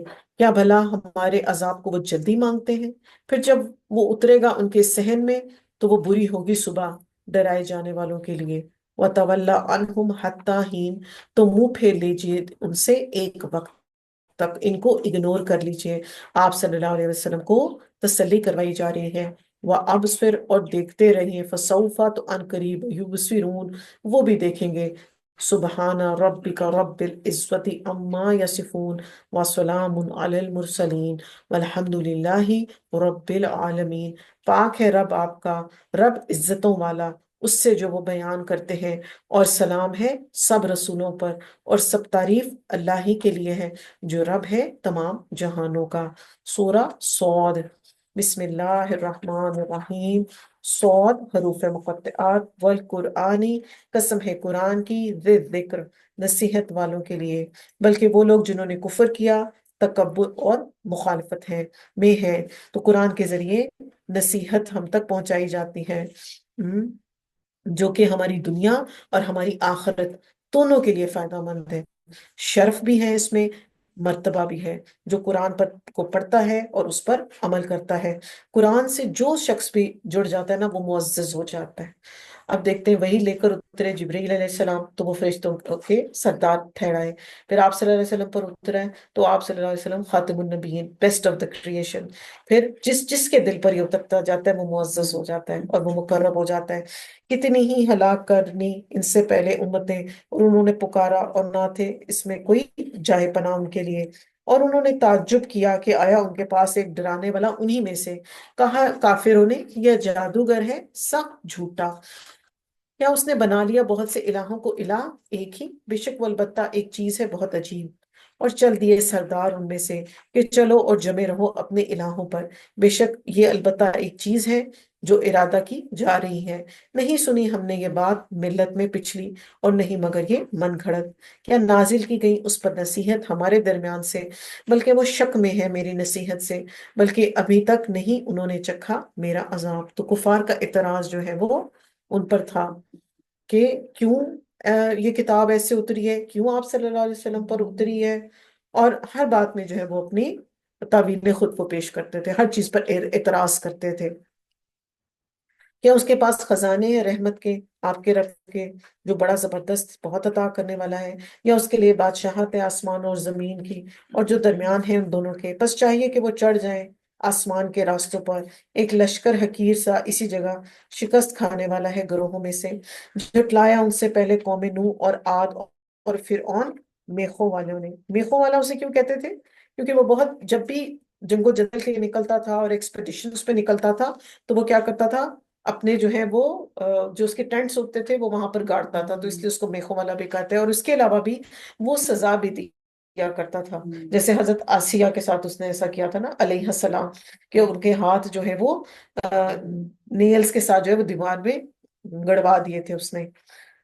اور سمود نے اور قوم لوط نے اور ایکا والوں نے، یہی ہے وہ گروہ، نہیں سب نے مگر جھٹلایا رسولوں کو، تو ثابت ہو گئی ان پر میری سزا، نہیں انتظار کرتے یہ لوگ مگر چنگھاڑ کا ایک ہی، نہیں ہوگا اس کے لیے کوئی وقفہ، یعنی کوئی مہلت نہیں ملے گی، کانسٹنٹ۔ اور انہوں نے کہا اے ہمارے رب جلدی دے ہمیں ہمارا حصہ یوم حساب سے پہلے، تو جو دنیا میں ہی اپنے لیے عذاب مانگ رہے ہیں اور اپنے لیے اپنے حق میں خود ہی بد دعا کر رہے ہیں، اور اپنے آپ کو بینیفٹ آف ڈاؤٹ بھی نہیں دے رہے، کتنے ناسمجھ ہیں۔ اور انہوں نے کہا اے ہمارے رب جلدی دے ہمیں ہمارا حصہ پہلے یوم حساب سے، صبر کیجئے اس پر جو وہ کہتے ہیں، اور ذکر کیجئے ہمارے بندے داؤد علیہ السلام کا، جو قوت والا تھا، بے شک وہ بہت رجوع کرنے والا تھا۔ اور آپ صلی اللہ علیہ وسلم کو بھی تسلی کرائی جا رہی ہے کہ مشکل حالات ہوں، جو بھی حالات ہوں، آپ اللہ پاک کا ذکر کرتے رہیں، اور ان سب لوگوں کو یاد کریں جو آپ سے پہلے گزرے، اور انہوں نے مشکلات کو اور ان سچویشنز کو احسن طریقے سے کس طرح سے ڈیل کیا۔ تو ہم نے بھی اللہ کو راضی کرنا ہے، اور آپ صلی اللہ علیہ وسلم کے حالات، تمام انبیاء علیہ السلام کے حالات کو پڑھنا ہے، سمجھنا ہے۔ ہمیں اللہ کی راہ میں دین کی تبلیغ کا کام کرتے ہوئے جو بھی مشکلات آئیں گی اس پہ ہم نے صبر سے چلنا ہے، صحابیات کو پڑھنا ہے، انبیاء علیہ السلام کا راستے کی دعا کرنے ہے، اور صحابہ کرام کے اسوا کو پڑھنا ہے، تو پھر ہمارے لیے اس میں تسلی ہی تسلی ہے۔ بے شک ہم نے مسخر کیا پہاڑوں کو ساتھ اس کے، اور وہ تسبیح کرتے تھے شام کو اور صبح کو، اور پرندے اکٹھے کیے ہوئے سب کے سب اس کے لیے رجوع کرنے والے تھے۔ تو داؤد علیہ السلام کو اللہ سبحانہ تعالیٰ نے بہت ڈسٹنگوشڈ ایٹریبیوٹس دیے تھے، جو کہ کبھی کسی کو نہیں دیے۔ اللہ پاک نے انہیں جسمانی قوت دی تھی، صحیح فیصلہ کرنے کی قوت دی تھی، خوبصورت بیان کی قوت دی تھی، پھر قلبی قوت بھی دی تھی، روزہ رکھنے کی طاقت دی تھی۔ کیسے روزہ رکھتے تھے؟ ایک دن روزہ رکھتے تھے، ایک دن بغیر روزے کے، اور یہی ان کی روٹین ہوتی تھی۔ اور اتنی نعمتوں کے باوجود بھی جو وہ اللہ کی طرف رجوع کرنے والے ہوتے تھے. اور عموماً ایسا کیا ہوتا ہے کہ جب انسان کے پاس تھوڑے سے بھی ریسورسز زیادہ آ جاتے ہیں نا تو اس کے اندر ایک جھوٹا کانفیڈنس آ جاتا ہے اور وہ اپنے آپ کو پتہ نہیں کیا سمجھنے لگ جاتا ہے. تو کیا کرنا ہے؟ رجوع اللہ کی طرف کرنا ہے.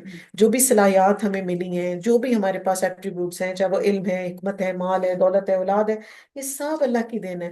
اور اس بات کو ہمیشہ سوچ کے رکھیں کہ اس سب نے ایک دن چلے جانا ہے. تو جب ہم یہ سوچتے ہیں نا کہ ہر چیز نے چلے جانا ہے تو پھر اللہ کی راہ میں خرچ کرنا ہمارے لیے مشکل نہیں ہوتا. بڑی خوشی سے ہم پھر خرچ کرتے ہیں. مضبوط کر دی ہم نے اس کی سلطنت اور دی ہم نے اسے حکمت اور فیصلہ کن بات کرنے کی صلاحیت. اور کیا ہے یہ آپ کے پاس خبر جھگڑا کرنے والوں کی؟ جب وہ دوات پھاند کر آئے عبادت خانے میں، جب وہ داخل ہوئے داؤد علیہ السلام پر تو وہ گھبرا گیا ان سے. انہوں نے کہا نہ تم ڈرو، ہم دو جھگڑا کرنے والے ہیں. زیادتی کی ہمارے باز نے باز پر، تو فیصلہ کر دیجئے ہمارے درمیان ساتھ حق کے، اور نہ تو بے انصافی کر اور رہنمائی کر ہماری طرف سیدھے رستے کے. وہ یہ ڈر گئے تھے کہ پتہ نہیں جیسے کوئی دشمن آ گیا ان کے پاس. بے شک یہ میرا بھائی ہے، اس کے پاس 99 دمبیاں ہیں اور میرے لیے ایک دمبی ہے. تو اس نے کہا سونپ دے مجھے اسے، اور اس نے غلبہ پا لیا مجھ پر گفتگو میں. ایسا ہوتا ہے نا کہ اس کے پاس 99 ہے، ایک کے پاس ایک ہے، تو تم نے ایک کیا کرنی ہے وہ بھی مجھے ہی دے دو. تو اس نے کہا البتہ تحقیق اس نے ظلم کیا تجھ پر سوال کر کر تیری دمبی کا طرف اپنی دمبیوں کے، اور بے شک بہت سے شراکت دار البتہ زیادتی کرتے ہیں بعض ان کے بعض پر، مگر وہ جو ایمان لائے اور انہوں نے عمل کیے نیک کتنے ہی تھوڑے ہیں. اور سمجھ گیا داؤد بے شک آزمایا ہم نے اسے، بس اس نے بخشش مانگی اپنے رب سے اور وہ گر پڑا رکوع کرتے ہوئے اور اس نے رجوع کر لیا. بس بخش دیا ہم نے اسے اس میں، اور بے شک اس کے لیے ہمارے ہاں البتہ تقرب ہے اور بہتر ٹھکانہ ہے. عبادت گزار بھی تھے اور ذکر الہی کرنے والے بھی تھے داؤد علیہ السلام. اور عموماً ہمارے ساتھ یہ ہوتا ہے نا، انسان کے ساتھ جب اس کے پاس مال یا دنیا زیادہ آ جاتی ہے، ریسورسز زیادہ آ جاتے ہیں، تو وہ ان میں کھو کے رہ جاتا ہے. جبکہ داؤد علیہ السلام کی پرسنالٹی میں ہمیں ایک بیلنس نظر آ رہا ہے کہ ساری نعمتوں کے باوجود بھی انہوں نے اللہ کے ذکر سے اپنے آپ کو غافل نہیں ہونے دیا. اے داؤد بے شک بنایا ہم نے تجھے خلیفہ زمین میں، تو تم فیصلہ کرو لوگوں کے درمیان حق کے ساتھ، نہ تم پیروی کرو خواہش کی، تو وہ بھٹکا دے گا تمہیں اللہ کے رستے سے. بے شک وہ جو بھٹکاتے ہیں اللہ کے رستے سے ان کے لیے عذاب ہے شدید بوجہ اس کے جو بھول گئے دن کو حساب کے. تو خواہشات نفس انسان کو کمزور اور گمراہ کرتی ہیں اور آخرت کو بھلواتی ہیں. یہ اللہ کی ناراضگی کا ذریعہ بھی ہے اور انسان کی ڈسٹریکشن بھی ہو جاتی ہے. اور نہیں پیدا کیا ہم نے آسمان اور زمین کو اور جو ان دونوں کے درمیان ہے باطل. یہ گمان ہے ان کا جنہوں نے کفر کیا، بلکہ ہلاکت ہے ان کے لیے جنہوں نے کفر کیا آگ سے. کیا ہم کر دیں انہیں جو ایمان لائے اور انہوں نے عمل کیے نیک فساد کرنے والوں کی طرح زمین میں، یا ہم کر دیں تقوی والوں کو بدکاروں کی طرح؟ یعنی ایسا پاسبل ہو سکتا ہے کہ نیک کام کرنے والے اور برے کام کرنے والوں کا انجام ایک ہو سکتا ہے؟ نہیں ہو سکتا. دنیا میں بھی ایسا نہیں ہوتا. کیا ایسا ہوتا ہے ایک کلاس میں ایک اسٹوڈنٹ اتنا محنتی ہو اور ایک اسٹوڈنٹ بالکل 0 مارکس لے کر آتا ہو تو دونوں کا اسٹیٹس ایک ہوتا ہے؟ نہیں. تو پھر آخرت میں کیسے ہو سکتا ہے دونوں کا اسٹیٹس ایک؟ ایک کتاب ہے نازل کیا ہم نے اسے آپ کی طرف بابرکت ہے تاکہ وہ غور و فکر کریں اس کی آیات میں، تاکہ نصیحت پکڑے عقل والے. تو کیا کرنا ہے؟ اس کتاب سے اپنے لیے ہم نے موٹیویشن لینی ہے. اور کتاب نازل کرنے کا اصل مقصد کیا ہے؟ اس پہ غور و فکر کرنا ہے، اس سے نصیحت لینا ہے. اور نصیحت کون پکڑتا ہے؟ جو کہ اپنی عقل کو استعمال کرتا ہے. عامر ابن شرابیل رحمہ اللہ کہتے ہیں، روایت کرتے ہیں کہ ابن مسعود سے روایت ہے، آپ نے فرمایا قرآن کو ایسے تیز تیز نہ پڑھو جیسے شعر پڑھے جاتے ہیں، اور ایسے نہ بکھیرو جیسے گھٹیا کھجور کو پڑھا جاتا ہے. تو قرآن کو غور و فکر کر کے آہستہ آہستہ اس کو پڑھا جائے. یہ نہ فکر ہو کہ جی میرے اتنے 10 روزے گزر گئے اور میرے 10 پارے مکمل نہیں ہوئے. اس کی فکر نہ کریں. بے شک تھوڑا پڑھ سکتے ہیں، تھوڑا پڑھیں مگر اچھا پڑھیں. وَوَهَبْنَا لِدَاوُدَ سُلَيْمَانَ اور عطا کیا ہم نے داؤد علیہ السلام کو سلیمان علیہ السلام. نعم العبد کتنا اچھا بندہ، انہ اواب بے شک وہ بہت رجوع کرنے والا تھا. جب پیش کیے اس پر شام کے وقت اصیل گھوڑے عمدہ، تو اس نے کہا بے شک میں نے محبوب رکھا محبت کو مال کی یاد کی وجہ سے اپنے رب کی، یہاں تک کہ وہ چھپ گئے پردے سے. تو گھوڑوں سے ان کی خاص محبت کو یہاں مینشن کیا گیا کیوں تھی؟ کیونکہ وہ ان کو اللہ کی راہ میں استعمال کرتے تھے۔ تو اس سے ہمیں یہ پتہ چلتا ہے کہ جو بھی نعمتیں ہمیں اللہ نے دی ہیں، اگر ہم انہیں اللہ کی راہ میں استعمال کر رہے ہیں تو وہ بری نہیں ہے، چاہے وہ مال و دولت ہے، چاہے وہ اور بھی کوئی چیزیں ہیں، تو اچھے کاموں میں لگائیں گے تو یہ ہمارے لیے باعث خیر ہے۔ مال اپنے اون پر کوئی بری چیز نہیں ہے، اس کا استعمال جو ہے وہ برا ہو جاتا ہے اگر اس سے شو آف کی جائے اور اس کو سمیٹ سمیٹ کر گن گن کر اپنے پاس رکھا جائے اور اللہ کی راہ میں اس کو نہ لگایا جائے۔ اور یہاں پر ریفرنس آ رہا ہے گھوڑوں کی طرف، تو ہمیں بھی جو ہے وہ کیا کرنا چاہیے؟ جو بھی اللہ پاک نے نعمتیں دی ہیں ان کو اللہ کی راہ میں لگائیں۔ جیسے ہم قرآن کی کلاس میں آئے، اللہ نے ہمیں کار دی ہے، ہم اپنے ساتھ ایک ساتھی کو بٹھا لیتے ہیں، دو ساتھیوں کو بٹھا لیتے ہیں، آج میں آپ کو ڈراپ کر دیتی ہوں، آج میں آپ کو پک کر لیتی ہوں، تو یہ کیا ہوا؟ وہی نعمت تھی، اللہ کی راہ میں لگ گئی، آپ کو بھی اجر ہو گیا، بندہ بھی راضی ہو گیا، اور آپس میں آپ کے ساتھیوں کا ایک بانڈ بھی بن گیا۔ ایک چیز تھی اور اس کے ملٹیپل بینیفٹس آپ کو مل گئے۔ ہم؟ اچھا، اور یہ آپ کو میں نے بات بتائی تھی نا کہ اللہ، آپ صلی اللہ علیہ وسلم نے فرمایا کہ اللہ سبحانہ تعالیٰ نے گھوڑوں کی پیشانیوں کے ساتھ قیامت تک کے لیے خیر باندھی ہوئی ہے، اسپیسیفکلی جو ان کو اس نیت سے پالے گا کہ ان کو اللہ کی راہ میں لگائے گا تو اس کو ثواب ملتا ہے۔ اور پھر یہ کہ پیٹس سے محبت کا بھی یہاں پر ہمیں ریفرنس ملتا ہے کہ جانوروں سے محبت کرنی چاہیے، بلا ضرورت ان کو مارنا نہیں چاہیے، اور اس کے اندر آپ برڈس کو لے سکتے ہیں ایز پیٹس، آپ کیٹس کو لے سکتے ہیں، کتا ناٹ الاؤڈ۔ جو شخص کتا رکھتا ہے، شوق سے پالتا ہے، تو ہر دن اس کی نیکیوں میں سے ایک قرات جو ہے وہ نیکیاں ضائع کر جاتی ہے، اور اسکالرز قرات کے بارے میں بتاتے ہیں کہ ایک پہاڑ کے برابر، اور اتنی تو نیکیاں انسان ایک دن میں شاید کرتا بھی نہیں۔ تو اس معاملے میں اپنے آپ کو کانشیس رکھنا ہے، بچوں کو یہ چیز بتائیں، کیونکہ عموماً ماں کا یہ مسئلہ ہوتا ہے نا جی، بیٹے نہیں سنتے، بچے نہیں مانتے، ان کو بتائیں گے تو انہیں پتہ لگے گا نا۔ چلیں ایک دفعہ بتائیں، دو چار دفعہ بتائیں گے، کبھی تو انشاءاللہ ان کے دل میں بھی یہ بات ٹھہرے گی نا، انہیں بھی سمجھ آئے گی۔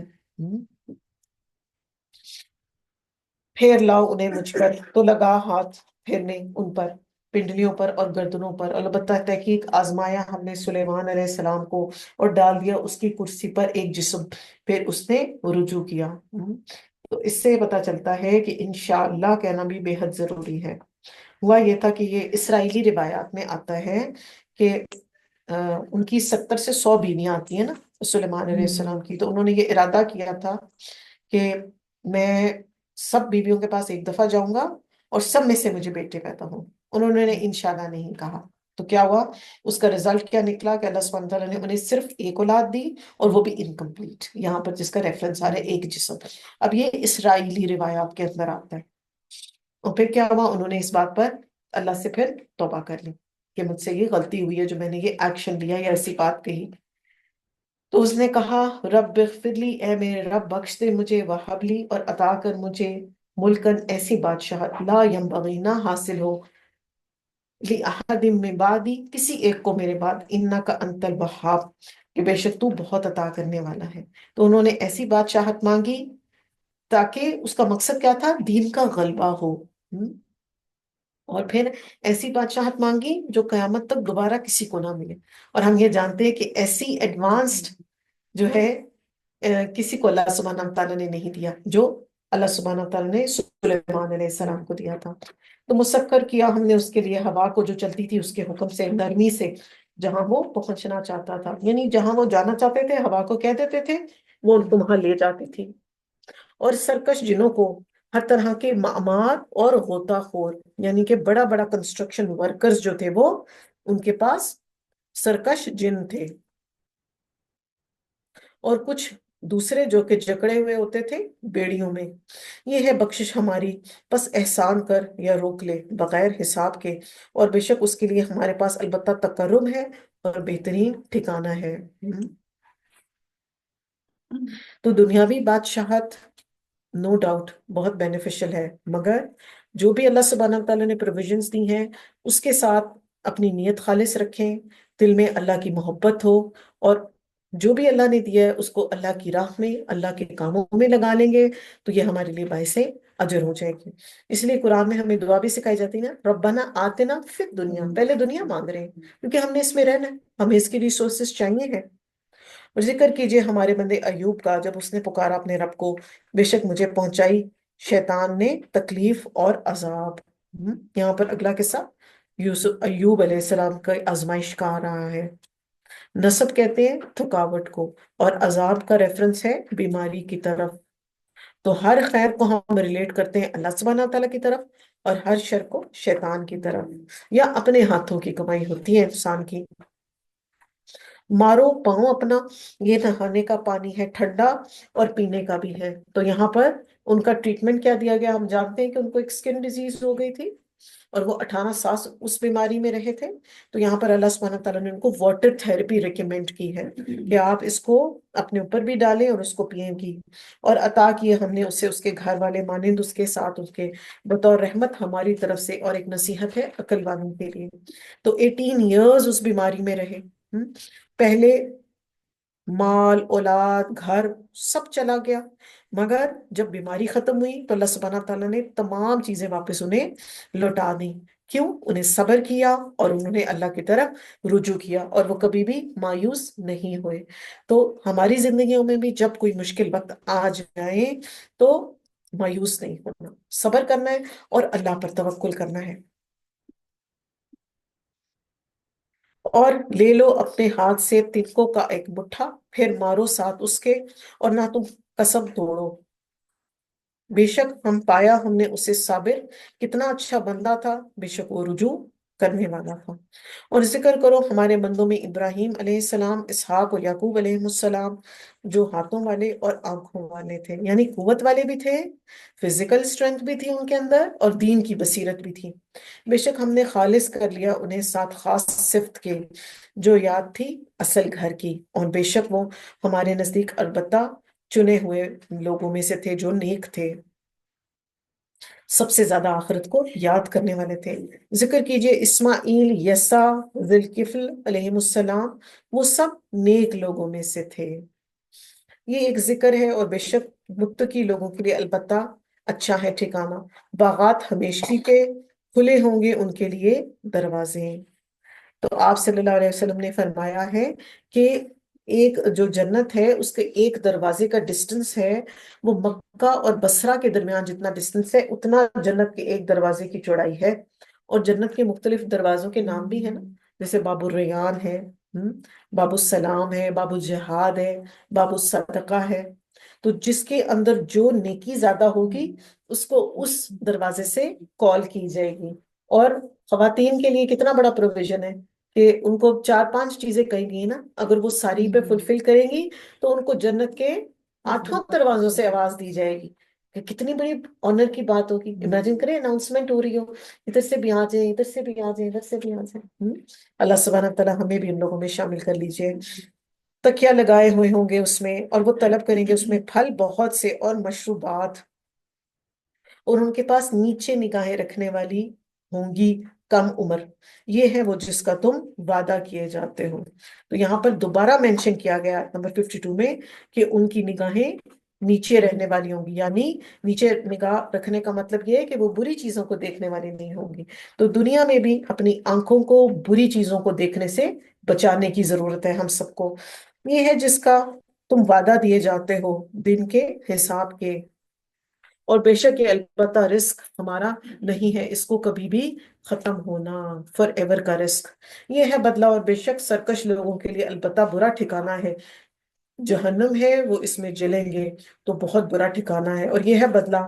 بس چاہیے کہ وہ چکھیں حصے کھولتا ہوا پانی اور پیپ، اور کچھ دوسرے اس کی شکل کے کئی قسموں کے، یہ ایک فوج لشکر ہے، گھسنے والے ہیں ساتھ تمہارے، نہیں کچھ کوئی خوش آمدید انہیں، بے شک وہ جلنے والے ہیں آگ میں۔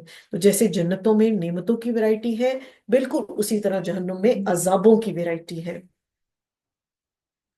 وہ کہیں گے بلکہ نہیں کوئی خوش آمدید تمہیں، تم ہی آگے لائے ہو تم اسے ہمارے لیے، اور کتنی بری ہے جائے قرار۔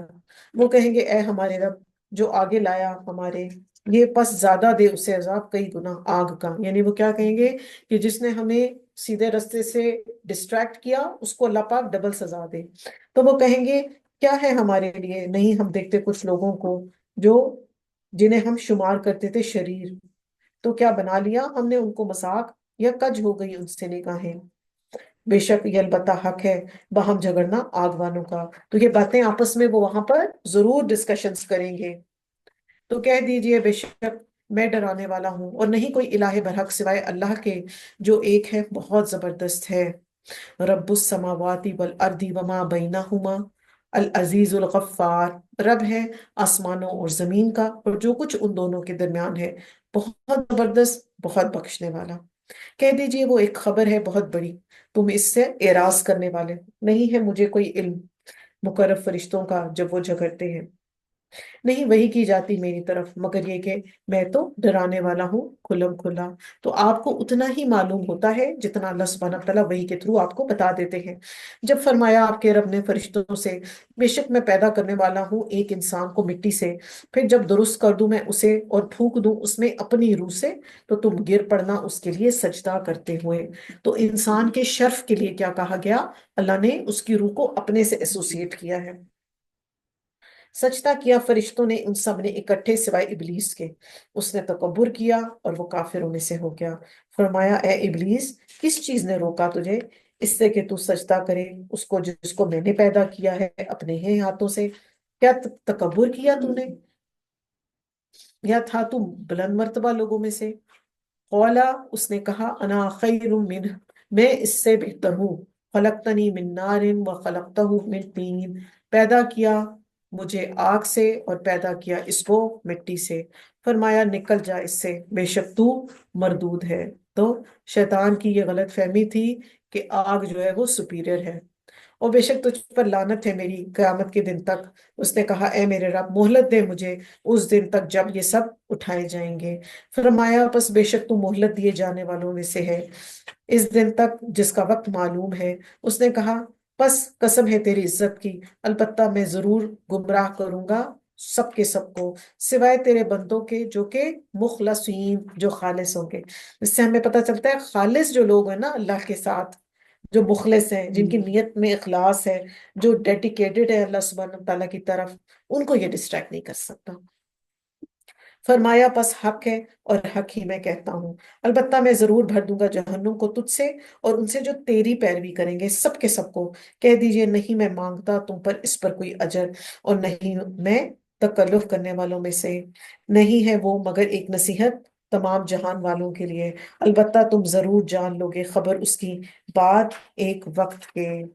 تو آپ صلی اللہ علیہ وسلم کو دین کی تبلیغ جو ہے وہ کر رہے ہیں، کرتے رہے، صحابہ کرام کو کی، اس کے بعد ہم تک یہ دین کا پیغام پہنچا، تو اب یہ ہمارا کام ہے کہ ہم اس کو آگے لوگوں تک پہنچائیں۔ اور اس کے اندر صحابہ کرام نے کہا کہ کوئی تکلف نہیں کرنا، جیسے یہاں پر 86 میں آیا، کوئی تکلف نہیں کرنا، اور جو جتنی بات ہے اس کو اتنا ہی آگے پہنچانا ہے، اپنی طرف سے کوئی بات ایڈ نہیں کی جا سکتی، نہ احادیث رسول صلی اللہ علیہ وسلم نے اور نہ ہی قرآن میں۔ جس چیز کے بارے میں آپ کیئرفل، یعنی کہ آپ کو نہیں پتا، آپ کنفرمڈ نہیں ہے، کوئی بات ایسے آگے نہ کریں، آپ کہیں جی مجھے تھوڑا وقت دیں میں پہلے چیک کرتی ہوں پھر آپ کو بتاتی ہوں۔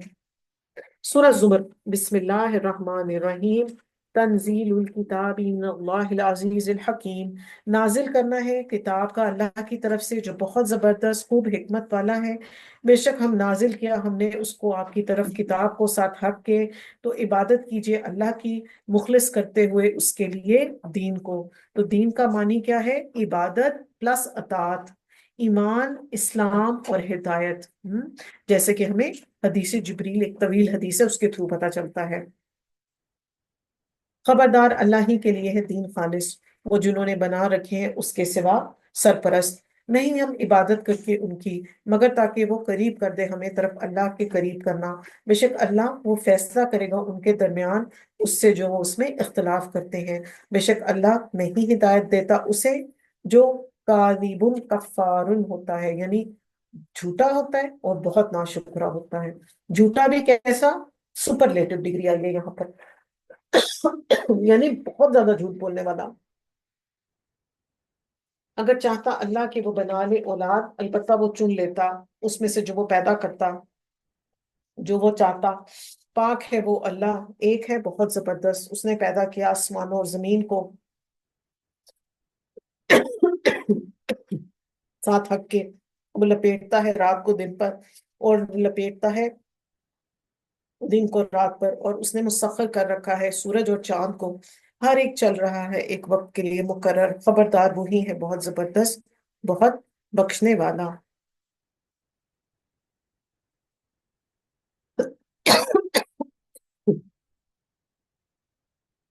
اس نے پیدا کیا تمہیں ایک جان سے، پھر اس نے بنایا اس میں اس کا جوڑا، اور اس نے تمہارے لیے مویشیوں میں سے 8 جوڑے تخلیق کیے، اور وہ تخلیق کرتا ہے تمہارے پیٹوں میں تمہاری ماؤں کے، اور تخلیق بعد دوسری کے اندھیروں میں 3۔ یہ اللہ رب ہے تمہارا، اسی کی طرف ہے بادشاہت، نہیں کوئی الہ برحق مگر وہی، تو کس طرف تم پھیرے جاتے ہو؟ یعنی اللہ سبحانہ تعالیٰ کی وحدانیت اور کمال قدرتوں کی طرف یہاں پر ریفرنسز ہیں، اور ماں کے پیٹ میں ڈفرنٹ سٹیجز میں سے جو یوٹرس کے اندر ایک بیبی وقت گزارتا ہے، یہاں پر اس کی طرف ریفرنس آ رہا ہے۔ یہ کون کر سکتا ہے؟ اللہ کے سوا کوئی نہیں کر سکتا۔ اگر تم ناشکری کرو گے تو بے شک اللہ بہت بے نیاز ہے تم سے، اور نہیں وہ پسند کرتا اپنے بندوں کے لیے ناشکری کو۔ تو اس سے کیا پتا چل رہا ہے کہ ناشکری اللہ کو ناپسند ہے، اور ایسے بندے ناپسند ہے جو ناشکری کرتے ہیں، اور اگر تم شکر کرو گے تو وہ پسند کرتا ہے اسے تمہارے لیے۔ اور نہیں بوجھ اٹھائے گا کوئی بوجھ اٹھانے والا بوجھ کسی دوسرے کا، پھر طرف اپنے رب ہی کے لوٹنا ہے تمہارا، پھر وہ بتائے گا تمہیں وہ جو تھے تم عمل کرتے، بے شک خوب جاننے والا ہے سینوں والے بھید۔ ہم کوئی کام کیوں کر رہے ہیں اس پہ سوچا کریں، کوئی بھی کام کرنے سے پہلے کانشیس رہا کریں کہ کیا جو میں یہ کام کر رہی ہوں اس کا میری دنیا یا آخرت پر کوئی اچھا امپیکٹ ہے، تو وہ ضرور کام کریں، ادروائز اسے چھوڑ دیں۔ اور جب پہنچتی ہے انسان کو کوئی تکلیف تو وہ پکارتا ہے اپنے رب کو، رجوع کرتے ہوئے طرف اس کے، پھر جب وہ عطا کرتا ہے اسے کوئی نعمت اپنے پاس سے، تو وہ بھول جاتا ہے اسے جو تھا وہ پکارتا طرف اس کے، اس سے پہلے کہ وہ بنا دیتا ہے اللہ کے لیے کچھ شریک، تاکہ وہ بھٹکا دے اس کے رستے سے۔ کہہ دیجئے فائدہ اٹھا لو ساتھ اپنے کفر کے تھوڑا سا، بے شک تم آگ والوں میں سے ہو۔ تو تکلیف میں اللہ کو یاد کر لیتے ہیں، اور جیسے ہی پرابلم سالو ہو جاتی ہے تو دوسرے لوگوں پر ریلائے کرنے لگ جاتے ہیں۔ ہم کہتے ہیں نا کہ جی فلاں ڈاکٹر کے ہاتھ میں تو بڑی شفا ہے، یہ عام کامن جملہ ہمارے استعمال ہوتا ہے، جبکہ شفا اللہ کی ذات دیتی ہے۔ کیا بھلا وہ جو بندگی کرتے ہیں گھڑیوں میں رات کی، اور سجدہ کرتے ہیں اور قیام کرتے ہیں، اور ڈرتا ہے آخرت سے، اور وہ امید رکھتا ہے رحمت کی اپنے رب کی، کہہ دیجئے کیا وہ برابر ہو سکتا ہے جو علم نہیں رکھتا؟ وہ جو علم رکھتے ہیں اور جو علم نہیں رکھتے، کیا وہ برابر ہو سکتے ہیں؟ انما یتذکر اولو الالباب، بے شک نصیحت کون پکڑتا ہے؟ جو عقل والا ہے، قانت مومن، ہر لحاظ سے بہتر ہے۔ اللہ کو ہمیشہ ایسے لوگ پسند ہیں جو کہ نماز پڑھنے والے اور رات کو قیام کرنے والے، اسپیشلی رات کی نماز کا یہاں پر ریفرنس آیا ہے، قیام اللیل۔ یہ انسان کی زندگی کو خوشگوار بھی بناتی ہے قیام اللیل، اور شیطان کی طرف سے ڈالی ہوئی مایوسیوں سے بھی بچاتی ہیں، اور غموں سے بھی چھٹکارا دلاتی ہیں۔ کہہ دیجئے اے میرے بندو جو ایمان لائے ہو، ڈرو اپنے رب سے، ان کے لیے جنہوں نے اچھا کیا اس دنیا میں بھلائی ہے، اور زمین اللہ کی وسیع ہے، بے شک پورا پورا دیا جائے گا اجر کن کو؟ جو صبر کرنے والے ہیں۔ کیسا اجر دیا جائے گا؟ انکاؤنٹیبل، بغیر حساب کے۔ کہہ دیجئے بے شک میں حکم دیا گیا ہوں کہ میں عبادت کروں اللہ کی خالص کرتے ہوئے اس کے لیے دین کو، اور میں حکم دیا گیا ہوں کہ میں ہو جاؤں سب سے پہلا فرما برداروں میں سے۔ تو دوسروں کو نیکی کی دعوت دینے والے اپنی ذات کو سب سے پہلے امپروو کریں، اور پھر لوگوں کو انوائٹ کریں۔ کہہ دیجئے بے شک میں ڈرتا ہوں کہ اگر نافرمانی کی میرے اپنے رب کی عذاب سے بڑے دن کے۔ کہہ دیجئے اللہ ہی کی میں عبادت کرتا ہوں خالص کرتے ہوئے اسی کے لیے اپنے دین کو۔ تو بار بار اس بات کو ری انفورس کروایا جا رہا ہے کہ اپنے اللہ سبحانہ و تعالیٰ کے لیے اپنے آپ کو خالص کر لیا جائے، بس تم عبادت کرو جس کی چاہو تم اس کے سوا۔ کہہ دیجئے بے شک خسارہ پانے والے ہیں وہ جنہوں نے خسارے میں ڈالا اپنے آپ کو اور اپنے گھر والوں کو قیامت کے دن۔ اللہ ذالک هو الخسران المبین، خبردار یہی ہے وہ خسارہ کھلم کھلا۔ یہ بھی سپرلیٹو ڈگری آ رہی ہے۔ ان کے لیے اس کے اوپر سے چھتریاں ہیں آگ کی، اور اس کے نیچے بھی چھتریاں ہیں۔ یہی ڈراتا ہے اللہ ساتھ اس کے اپنے بندوں کو، اے میرے بندو بس ڈرو مجھ سے. تو بار بار وارننگ دی جا رہی ہے انسان کو تاکہ وہ اس بات سے کانشیس ہو جائے.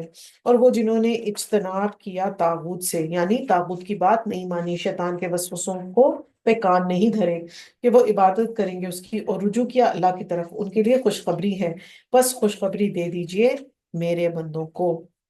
اور وہ لوگ جو غور سے سنتے ہیں قرآن کو پھر وہ پیروی کرتے ہیں اس کے بہترین حصے کی، یہی وہ لوگ ہیں جو ہدایت دی انہیں اللہ نے، یہی وہ لوگ ہیں جو عقل والے ہیں. تو اس سے ہمیں کیا پتہ چل رہا ہے آیت نمبر 18 میں کہ سننا صرف سننا نہیں ہونا چاہیے، اس کے ساتھ عمل بھی کنیکٹڈ ہونا چاہیے. کسی بات کو ہم کب غور سے سنتے ہیں؟ جب ہم اس سے فائدہ اٹھانا چاہتے ہیں. تو قرآن کو بھی کیسے سنا جائے؟ غور سے سنا جائے. پہلے بھی ایک آیت میں ہم نے پڑھا تھا، غور سے سنو تاکہ تم پر رحم کیا جائے، اور پھر غور سے سنو تاکہ تم اس پر عمل کر سکو. غور سے سنیں گے تو سمجھیں گے نا، اور جب سمجھیں گے تو تبھی پھر عمل کریں گے. کیا بھلا جو ثابت ہو گئی اس پر بات عذاب کی، کیا بھلا آپ بچائیں گے اسے جو آگ میں ہے؟ لیکن وہ جنہوں نے تقویٰ کیا اپنے رب کا، ان کے لیے بالا خانے ہیں ان کے اوپر، اور بالا خانے بنائے ہوئے ہیں، بہتی ہیں اس کے نیچے سے نہریں. وعدہ ہے اللہ کا وہ، اور اللہ اپنے وعدے کو خلاف نہیں کرتا.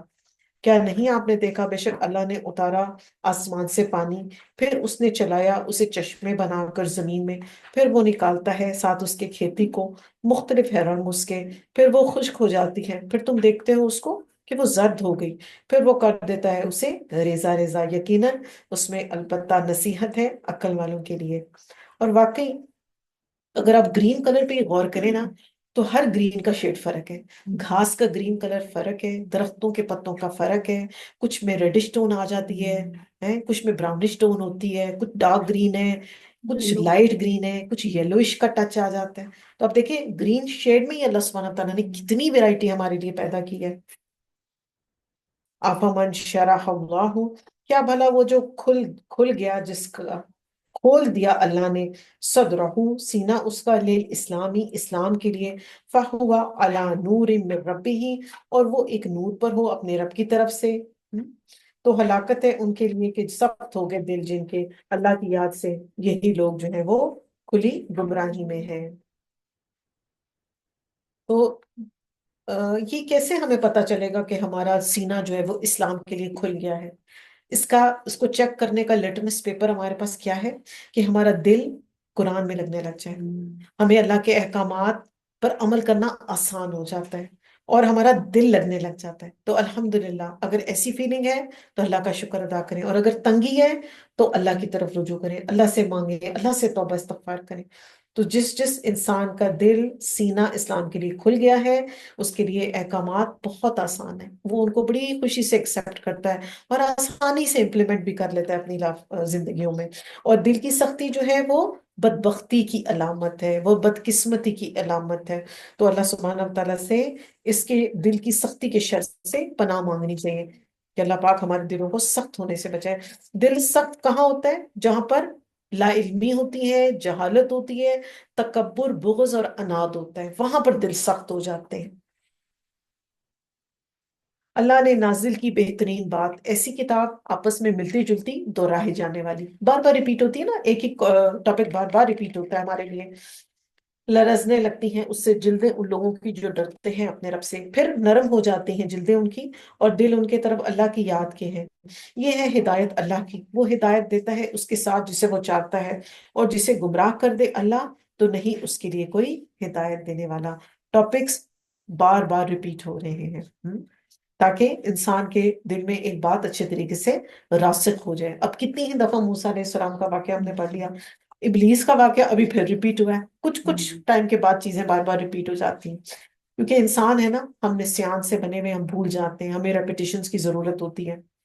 اور کبھی بھی شیطان آپ کے دلوں میں یہ خیال ڈالے گا تو اتنے سال لوگ ہیں دورہ قرآن اٹینڈ کرتے ہوئے پھر جا رہی ہوں، کیا ضرورت ہے پڑھنے کی؟ شیطان عموماً لوگوں کے دلوں میں یہ خیال ڈالتا ہے، تو اس خیال کو فوراً جھٹک دینا ہے، کیونکہ ہمیں کیا کہا گیا ہے کہ قرآن مجید جیسے مکمل ہو اس کو پھر دوبارہ سے سٹارٹ کرنے، بار بار اس کو اپنی زندگی کا حصہ رکھے. کیا بھلا وہ جو بچے گا ساتھ اپنے چہرے کے برے عذاب سے دن قیامت کے، اور کہا جائے گا ظالموں سے چکھو وہ جو تھے تم کمائی کرتے. جھٹلایا ان لوگوں نے جو ان سے پہلے تھے، تو آیا ان کے پاس عذاب جہاں سے وہ شعور بھی نہیں رکھتے تھے، جو چکھائی انہیں اللہ نے رسوائی دنیا کی زندگی میں، اور البتہ عذاب آخرت کا زیادہ بڑا ہے، کاش کہ وہ جانتے ہوتے۔ جب کوئی تکلیف یا کوئی پریشانی اچانک آتی ہے نا، جب ہمیں کوئی سرپرائز بھی دیتا ہے تو ہم گھبرا جاتے ہیں، پریشان ہو جاتے ہیں، چاہے وہ اچھا سرپرائز ہی کیوں نہ ہو۔ تو جب اچانک کہیں سے عذاب آئے گا تو وہ بہت تکلیف دہ ہوگا۔ اور البتہ تحقیق بیان کی ہم نے لوگوں کے لیے اس قرآن میں ہر قسم کی مثال، شاید کہ وہ نصیحت پکڑیں۔ مثال کا کیا فائدہ ہوتا ہے؟ بات اچھے طریقے سے سمجھ آ جاتی ہے۔ قرآن عربین، قرآن عربی میں، نہیں ہے ٹیڑھ والا، شاید کہ وہ ڈرے۔ بیان کی اللہ نے مثال ایک آدمی کی جس میں کئی شریک ہیں باہم جھگڑنے والے، ایک شخص جو پورا ہے ایک ہی شخص کے لیے، کیا وہ دونوں برابر ہو سکتے ہیں؟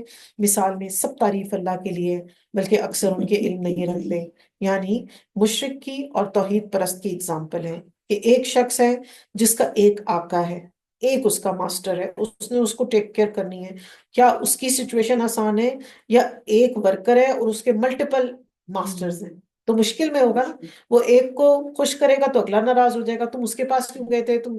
جیسے اکثر میڈز جو اوپر نیچے گھروں میں کام کرتی ہے نا، وہ یہ بڑا ایکسپیرینس کرتی ہیں کہ ہم اوپر جاتے ہیں تو نیچے والی باجی ہمیں بلا لیتی ہیں، نیچے والی باجی کے پاس جاتے ہیں تو اوپر والی بلا لیتی ہیں، بی بلاک والی کے پاس جاتے ہیں تو سی والی ناراض ہو جاتی ہے۔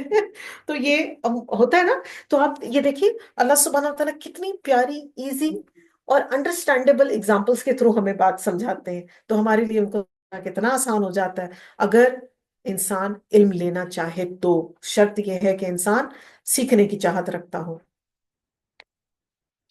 بے شک آپ مرنے والے ہیں اور بے شک وہ بھی مرنے والے ہیں۔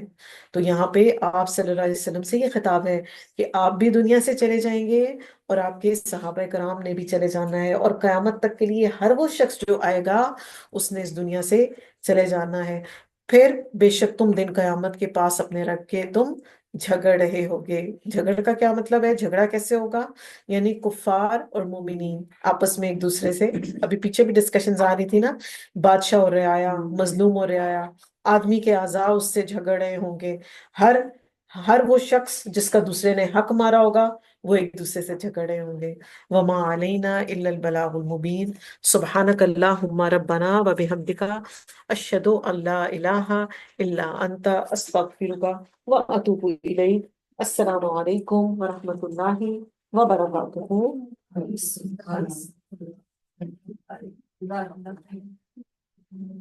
پاپا یہ جو پوائنٹ آیا کہ اس میں اسحاق علیہ السلام جب نکالے مچھلی کے پیٹ سے اور پھر جو درخت اگایا، نہیں نہیں، حضرت اسحاق نے یونس علیہ السلام، تو وہ درخت کی کیا عقیدت ہے؟ اس کو پوائنٹ کا نہیں ہے جو درخت اگایا وہ تھا نا کدو کی بیل اگائی تھی نا۔ ایکچولی ہوا یہ تھا کہ وہ مچھلی کے پیٹ میں رہ رہ کے بہت ویک ہو گئے تھے، تو جو کدو ہے نا یہ بہت ہیلدی اور نیوٹریشس فوڈ ہے، تو اللہ سبحانہ تعالیٰ نے ان کے لیے وہ اگایا تاکہ